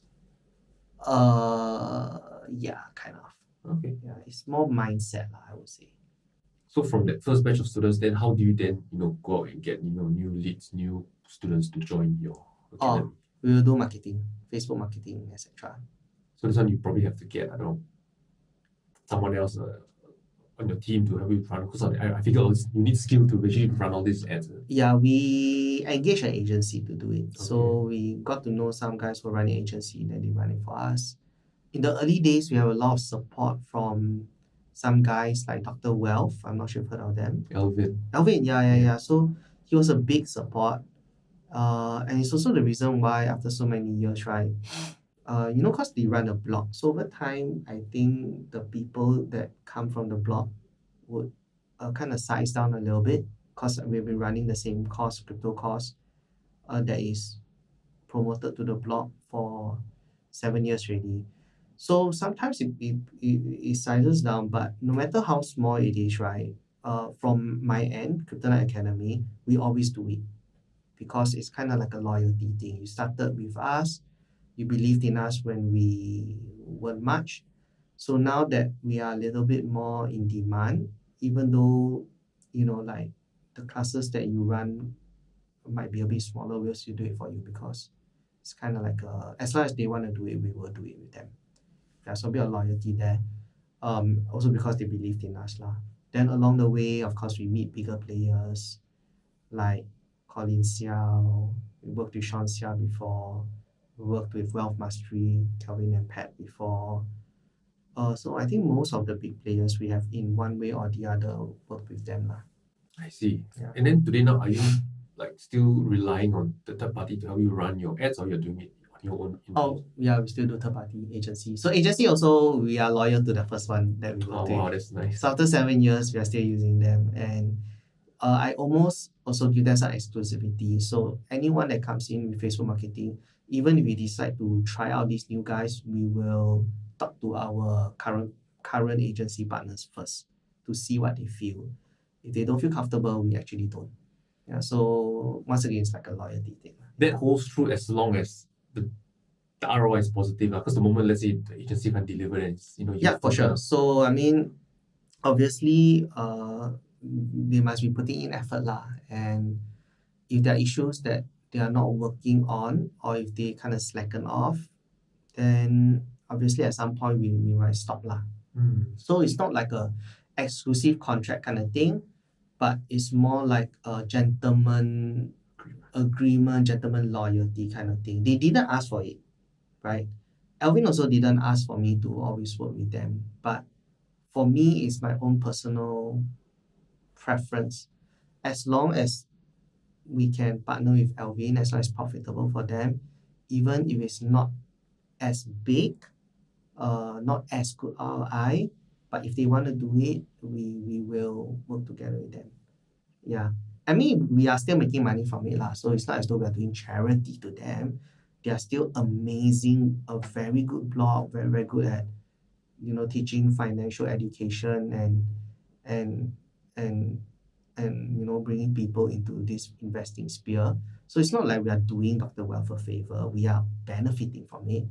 But I think what I'm trying to express is that we do see the trust they had in us, and from the business end, we always want to try and reciprocate as much as we can. Yeah. So in the education business, what's your role then in the business? Currently? Yeah. Currently I'm still everything lah. As in most things. I still do the preview classes or the master classes.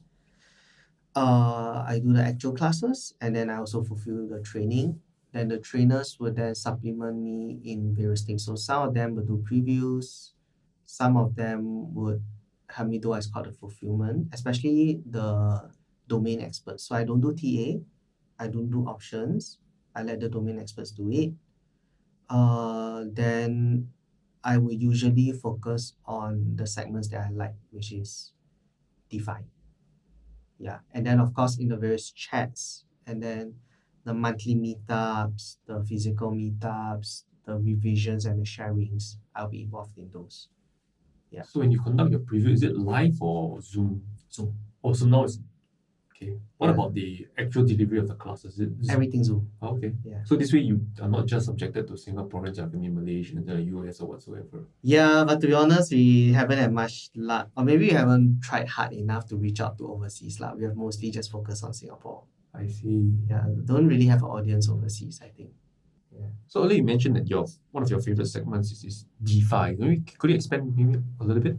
Decentralized finance. So it's literally the lending protocol thing that I was talking about earlier. So I don't need to go to a bank. I can just do everything on chain that is related to finance.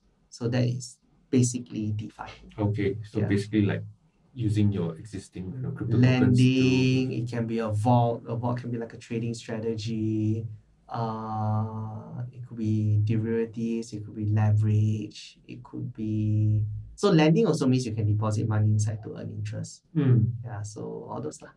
I'm curious. So earlier you mentioned that you were staking your ETH for more collateral to buy more ETH. So what's kind of like the interest you're paying on that? The levered position, Yes. 6%. 6%, okay. Yeah. I think that's considered quite low, right? Because I'm looking at those centralized exchange, if I don't trade margin trading, they're charging now double-digit percentage. So it depends on what is the asset that you use as collateral and what is the asset that you're borrowing. So they fluctuate by demand. The protocol I use, right, is a collateralized stable coin, so they can fix the interest rate. So I use that precisely because there is more stability in the interest rate. They do adjust it from time to time, but it will not fluctuate as much as the centralized exchanges. Yeah, I saw how the interest I'm paying on up trades, trading the futures, ridiculous amount of. You cannot hold positions too long. It's going to be very painful. Something interesting. I saw this guy I follow on Twitter. He's long the Dogecoin for I think for a damn long time, even before the recent spike. Wow. And he mentioned that he paid $200,000 in funding fee just holding that long position. But What's his size? I I think the millions. He's now in profit, but he's just sharing his funding fee. So ridiculous. I'm like, oh, yeah, that is right. That's too risky for me lah. I mean, especially because I'm not a trader, so that's too risky for me. Yeah. For me, I'm doing 6% on 10% of my portfolio. So I'm actually really conservative, even though I use words like leverage. Yes, I can see that. So maybe I'd like to hear let's talk about maybe failures. So what are some of your failures and then what do you learn from them? Now this doesn't have to be contained to your business, your crypto. Can be just anything, Let me think. I tend not to dwell on it too much and I have bad memory. So let me think about what are some of the failures that I might have had. I mean, I think maybe could have studied harder in school. I guess that's one.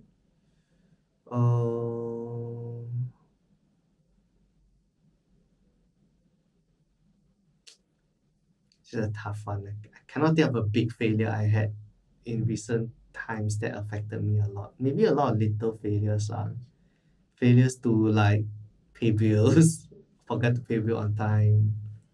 Or how about, let's say, what are some of the lessons you learned, right, ever since you stepped into crypto? Okay, yeah, maybe there's a better angle about it.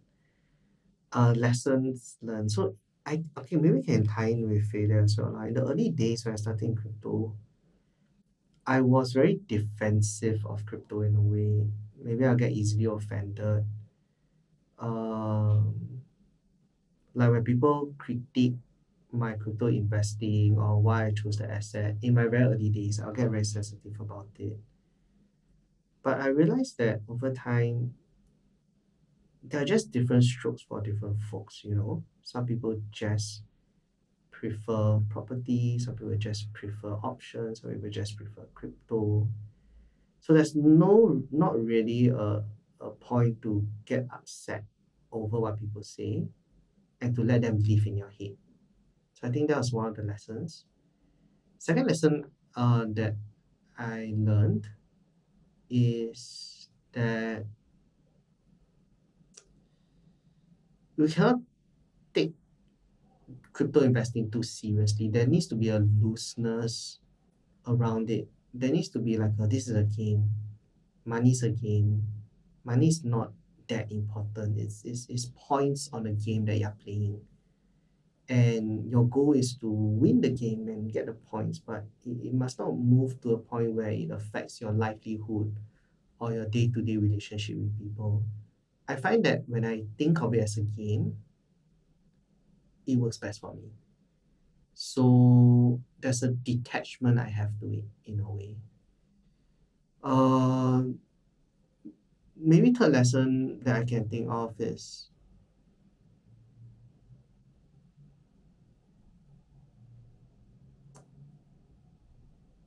focus on your own race. So I think recently, obviously, we'll have a lot more new influencers and trainers and people coming into the crypto space. Some of them do well, some of them are just marketers. But when I look at them, I do think to myself, or I do find myself thinking, maybe I shouldn't take profit so early. If not, some of these guys will overtake me. They will overtake me in their portfolio, even though they started with me. So that was something that created a bit of discomfort for me.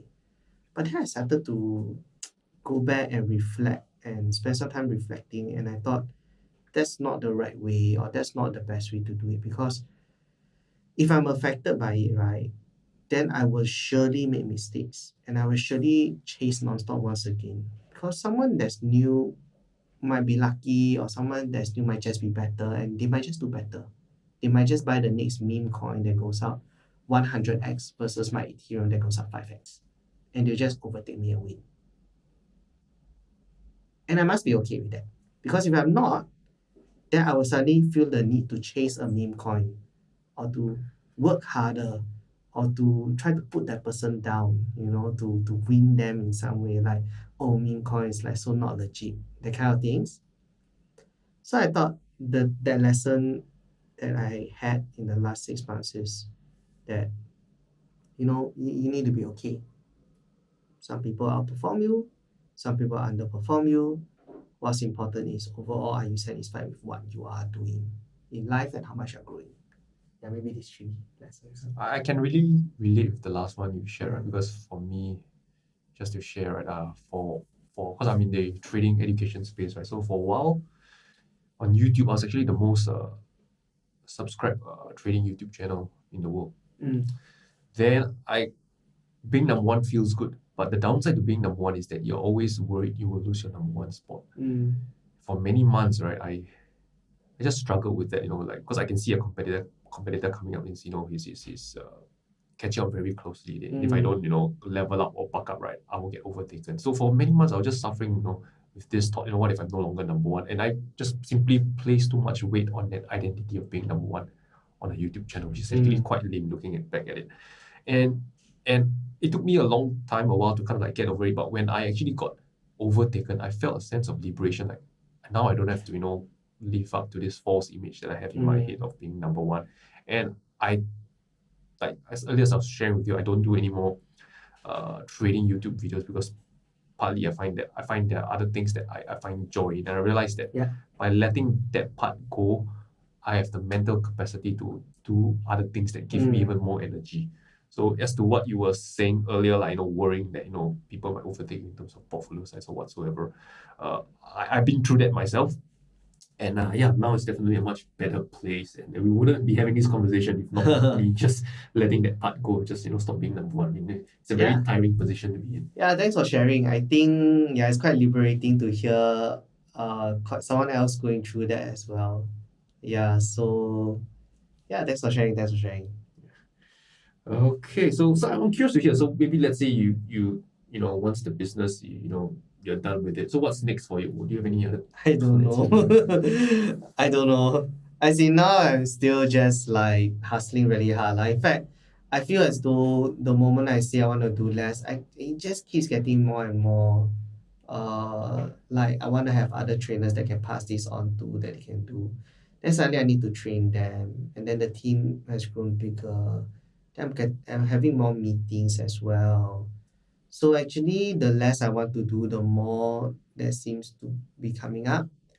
And that's the funny thing about life, I think. Like the start, I wanted to be this like highly sought after speaker and trainer. And then now that I've kind of reached a position where people do sought and seek after me, then suddenly I don't want it already. And it's kind of like the ironies of life. As of now, I think what I had an idea of doing is maybe if I'm really able to hand off everything and maybe I cash out everything already into the early retirement, quote early retirement mode, I was thinking of trying to go and learn how to fly a plane for fun. Yeah. Then further out, I suspect, don't have any plans, but I suspect that at some levels, I will come back to doing business because I do like entrepreneurship. Maybe there'll be something else that I spot that I might be eager to learn and experiment on. And even though I say I'll stop training, stop being at the front, I think I'll still be involved with some level of running Kryptonite Academy, and maybe from time to time do like a couple of talks. Because there are certain things about giving talks and meeting students that is quite fulfilling. Like, I always give very business-like and pragmatic answers, but the truth is, when I see the students during the physical meetups, I feel quite happy to see them, chit-chat them, hear their story, hear what they've been up to. And then, to just have this group of people also kind of like listen and look up to you. There's also a sense of like, oh, hey, I'm kind of like leader of this group. You feel like you are responsible in a way, or you do care for their well-being in a way. So I think there will still be some elements of that, but it will probably decrease. Yeah. That's what I see. And once again, it could be subjected to change. Yeah. But one thing that I'm pretty certain is after seeing so many entrepreneurs in my life, right? They just cannot not do anything. They must do something, whether it's the same thing or a different thing, but they just cannot do anything. Often people will say, oh, once I make X dollar, I'm going to retire by the beach and chill. But after 6 months, they will say, let me go find something to do. They just cannot not do anything because their character, the values that they have is actually what gives them the success. And if they just don't do anything, it just doesn't align with their inner values that they have that brought them the success. Actually, during the last bear market, I did go into early retirement. The last bear market, towards the last parts of the bull and the initial parts of the bear market, right? I was very sian. I was just like not really wanting to do anything.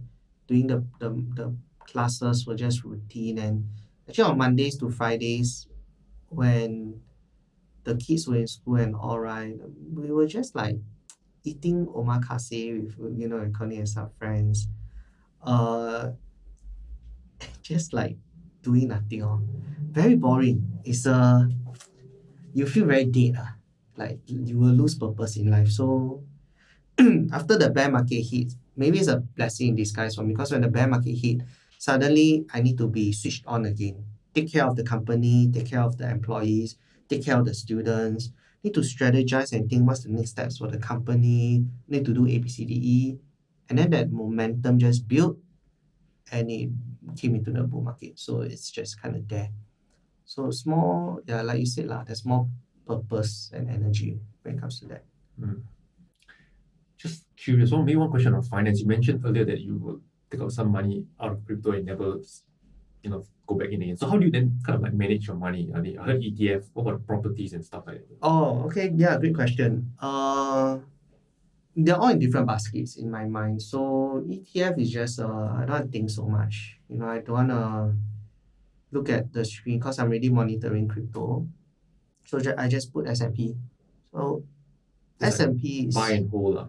Yeah. For is it like 20, 30 years kind, or will you still time the It's market? just gonna 20, 30 years. If I really spot something that I think very strongly that will move, then I might shift or might rebalance. But if not, I think it's just there. Cause ETF is a reinvesting ETF, so it's just slowly compounding. Then I have, let me think, maybe about 7-8 months of expense. So my expense is quite high because I include things like mortgage, holiday, whatever inside lah. So I use the higher bound or higher band of my expense and set aside about 7 months. Then I have a portion of cash that's in the business that's used for operating expense. And then there's property. Property, I see it as like a joint project with my wife because my wife doesn't really invest. It's like, how should I get her to invest? Ask her buy property in me. So then whatever she put up, I would put up 50% as well. We will select a property that I feel will go in value. Currently it's being rented out. So that one then just runs. Eventually, when I cash out more, I will not view this property that I have as an investment already. I will view it as residential, and it moves from being an investment to a hybrid of investment and expense because I'm going to stay there. So whatever money I put there, I will see as an investment. It's just what I need to put there to stay in that house. And of course, I'll choose it as best as I can that it doesn't lose money. But mentally, I will see it as a expense. Okay. The majority of it, everything goes into S&P. 10%, or if I don't need so much, 5% will be in cash. I think more likely 10%. So if markets crash in S&P, I can rebalance some of the 10% cash into S&P. Okay. So is S&P, is it more of like a DCA every regular intervals you put in money there, or like lump sum when the time is right you put in? You mean now or you mean in future? Let's say now for S&P. So now, right, I'm fully allocated. So most of the cash that I earn from my business is almost not very substantial. So right now I just put it in cash. And I just spend it. Then when it becomes a bigger chunk, so let's say maybe like 50 or 100K, and it's just sitting there, then it's usually when it reaches a certain chunk, then I'll put it into S&P. So I don't try to even DCA, I don't try to time the market. I just see it as administrative. Yeah.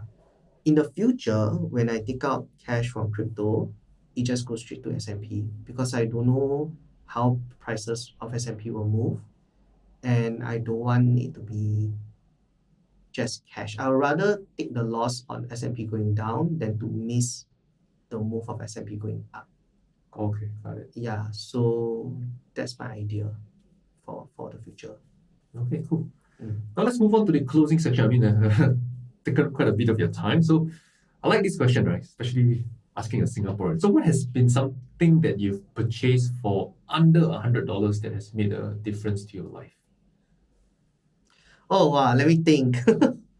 Let me think. Under $100 that made a huge difference to my life.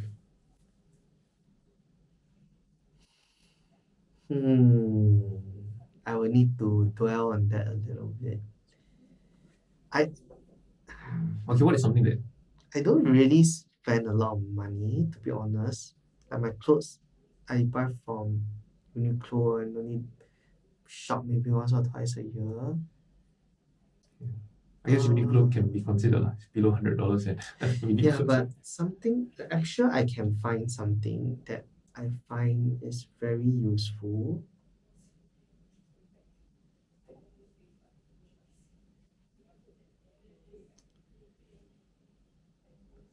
Wow, cannot think. Okay, don't worry, I have Yeah. another one backup, right? So what is something interesting that you've read or learned recently? Something interesting that I read on the. Okay, so I think one of the best purchases that I made, which is more than $100, but I think is a good purchase, is that I started investing into personal training as a gym instructor, personal training.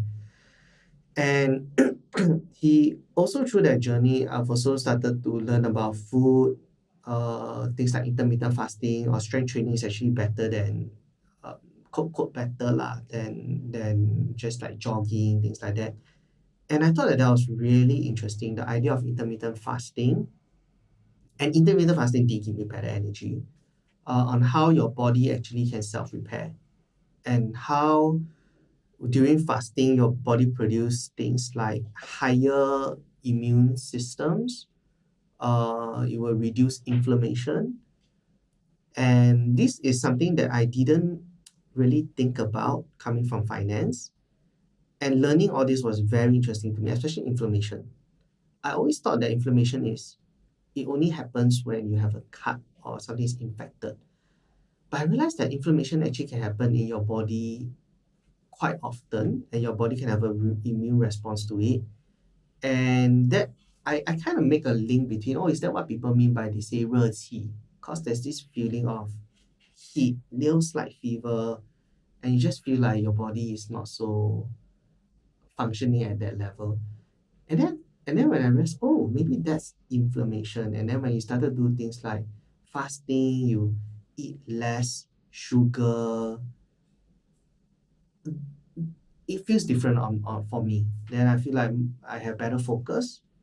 I just feel like my injuries heal a bit faster. And quality of life actually increased and improved quite a lot from doing this strength training, personal training, and changing of food. So I used to be very intermittent in my sleep. So I used to wake up like every 1-2 hours or 2-3 hours. Maybe it's because of my IB days. But since losing weight, doing strength training, intermittent fasting, and changing our lifestyle, I have been able to sleep through the night, and that's quite an improvement for me in terms of quality of life. So yeah, I think learning about intermittent fasting and exercise has been the thing that's extra interesting for me these last few months. What led to you wanting to learn more about intermittent fasting, exercise, and stuff like that? Of course, I was really quite chubby. I gave birth to my first kid. You didn't give birth, your wife gave My birth. wife gave You birth. too. I had my first kid a couple of years ago, and when I was carrying him, right, I started to get breathless. I started to have like tightness on my chest, and that really affects me as a speaker as well because I can't really speak breathless, man. So it was from there that I started to change lifestyle. So I guess you were just like researching online for like remedy to help breathlessness, then slowly one thing led to another to fasting. No, I just went for gym, and then I just decided I need to lose weight, and then the coach just started to get me to do different things. One of it was intermittent fasting. As he got me to do it, I went to research about it before doing it. So then that was where all the learnings came about. So you just like, when you have to do something, they just go to the gym, without knowing anyone, just went to the gym and figure it over there. I went there and then the owner, it was a small boutique gym, spoke to me and then I seeked personal coaching from him. Okay, yeah. That's from my experience, personal coaching really gets the results faster rather than those group classes or even worse, you try to figure things out on your own in the gym. Injuries can come very quickly, especially at this age. In the 30s, And it helps with my discipline lah. I'm not a very disciplined person. So he was able to motivate me. As in, he didn't motivate me with those angry motivational talk. But I still remember he asked me to do fasting. So after 1 week, after weekend, I came back and hey, how's your fast? I said, oh, I didn't do fasting. And then he's very energetic, excited. And then suddenly he came, I never fast. Then he went oh. And he really looked so disappointed and sad on his face that it made me feel guilty. I was telling my wife I should take a picture of the face. Every time I don't follow my diet, I look at the face. So because it made me feel he really cared about me following the diet, it kind of prompted me to, this guy really wants to help me. So let me try to listen to him. And that's how it got started. So what are your fasting hours? So now I'm going back to bulking, but before this it was 1 meal a day. That was trying to achieve. But if not 4 hours of eating, then other 20 hours of fasting. Wow, that's really quite long. It's quite long. I to be honest, I always fluctuate on and off, fail and succeed. So it's kind of volatile. It's not a straight line up. So for me, it's volatile. But it's volatile on the way up. Does that make sense? Yeah. So some days I can do 1 meal, then 4 hours, then I totally fail. Then I try again, 1 meal. So it's this whole process. So if I look at the chart, it's like a zigzag. But because I'm actively trying to work out, the zigzag move upwards. So in uptrend. Okay. Yeah, and that's important, I think.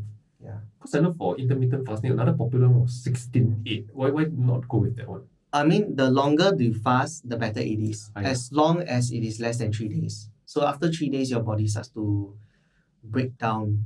But if you can do, I think the optimal is 36 hours. But 36 hours is very hard to follow. So 24 hours is the next best period. Yeah. Is there anything that you wish to add or talk about that we didn't have a chance to cover today? No, don't have. Enough already. I think we are good. Okay, and before we go, so where can others, find and connect with you, I actually don't accept friend requests on Facebooks anymore because I'm scared people get scammed. But they can follow me, they can follow the profile. If they want to hear crypto stuff, they can probably do Kryptonite Academy. Yeah, so see crypto, then KNIGHT Academy in Singapore. So we have a page, then they can go there. The trainers, as well as myself, will post stuff there. Okay, then I'll just put the link in the description below the show later on. Yeah. So you don't want your Facebook profile to be in the description? It's fine as well. They can follow you, but they can follow me, friend. but I wouldn't add anyone as friends. Okay, perfect. Yeah. Lucky you add me as friend. Yeah, it's because I added you. So if I go out, then I feel safer. And because we communicated and we met before. Yes. Yeah. So the purpose is not that I'm down. It's just that I'm very worried that people get scammed. There are a lot of fake profiles that will come up. So they would become your friend, then take some of your information and then create fake profiles, and then they will scam other people. So I'm just trying to avoid or reduce that as much as I can. Got it. Sounds good. So thank you so much for your time, Chris. I appreciate you. All right. I love your sharing, right? Your journey from investment banking. I thought that was very insightful because I always aspire to go down there, but I cannot make it. So when you give me the insight, I'm like, okay, so that's how it works. Not that fun after all. I'm talking about the hours, yeah. Then you share about your crypto journey, Ethereum, Bitcoin, and finally how you even got started with your education business. Very inspiring. So thank you so much for your time, Chris. Yes, thank you for having me. Hey, what's up, my friend? So just one thing before you go. Do you know you can download the transcript of this episode? This way you can easily recap the lessons and insights of this episode without having to listen to it again. And that's not all, because you can also download the transcripts of all the past episodes and quickly catch up on what you've missed. So if you're interested to do that, then go down to rainerteo.com/script. Script is spelled as SCRIPT. So once again, it's rainerteo.com/script. Go check it out and I'll talk to you soon.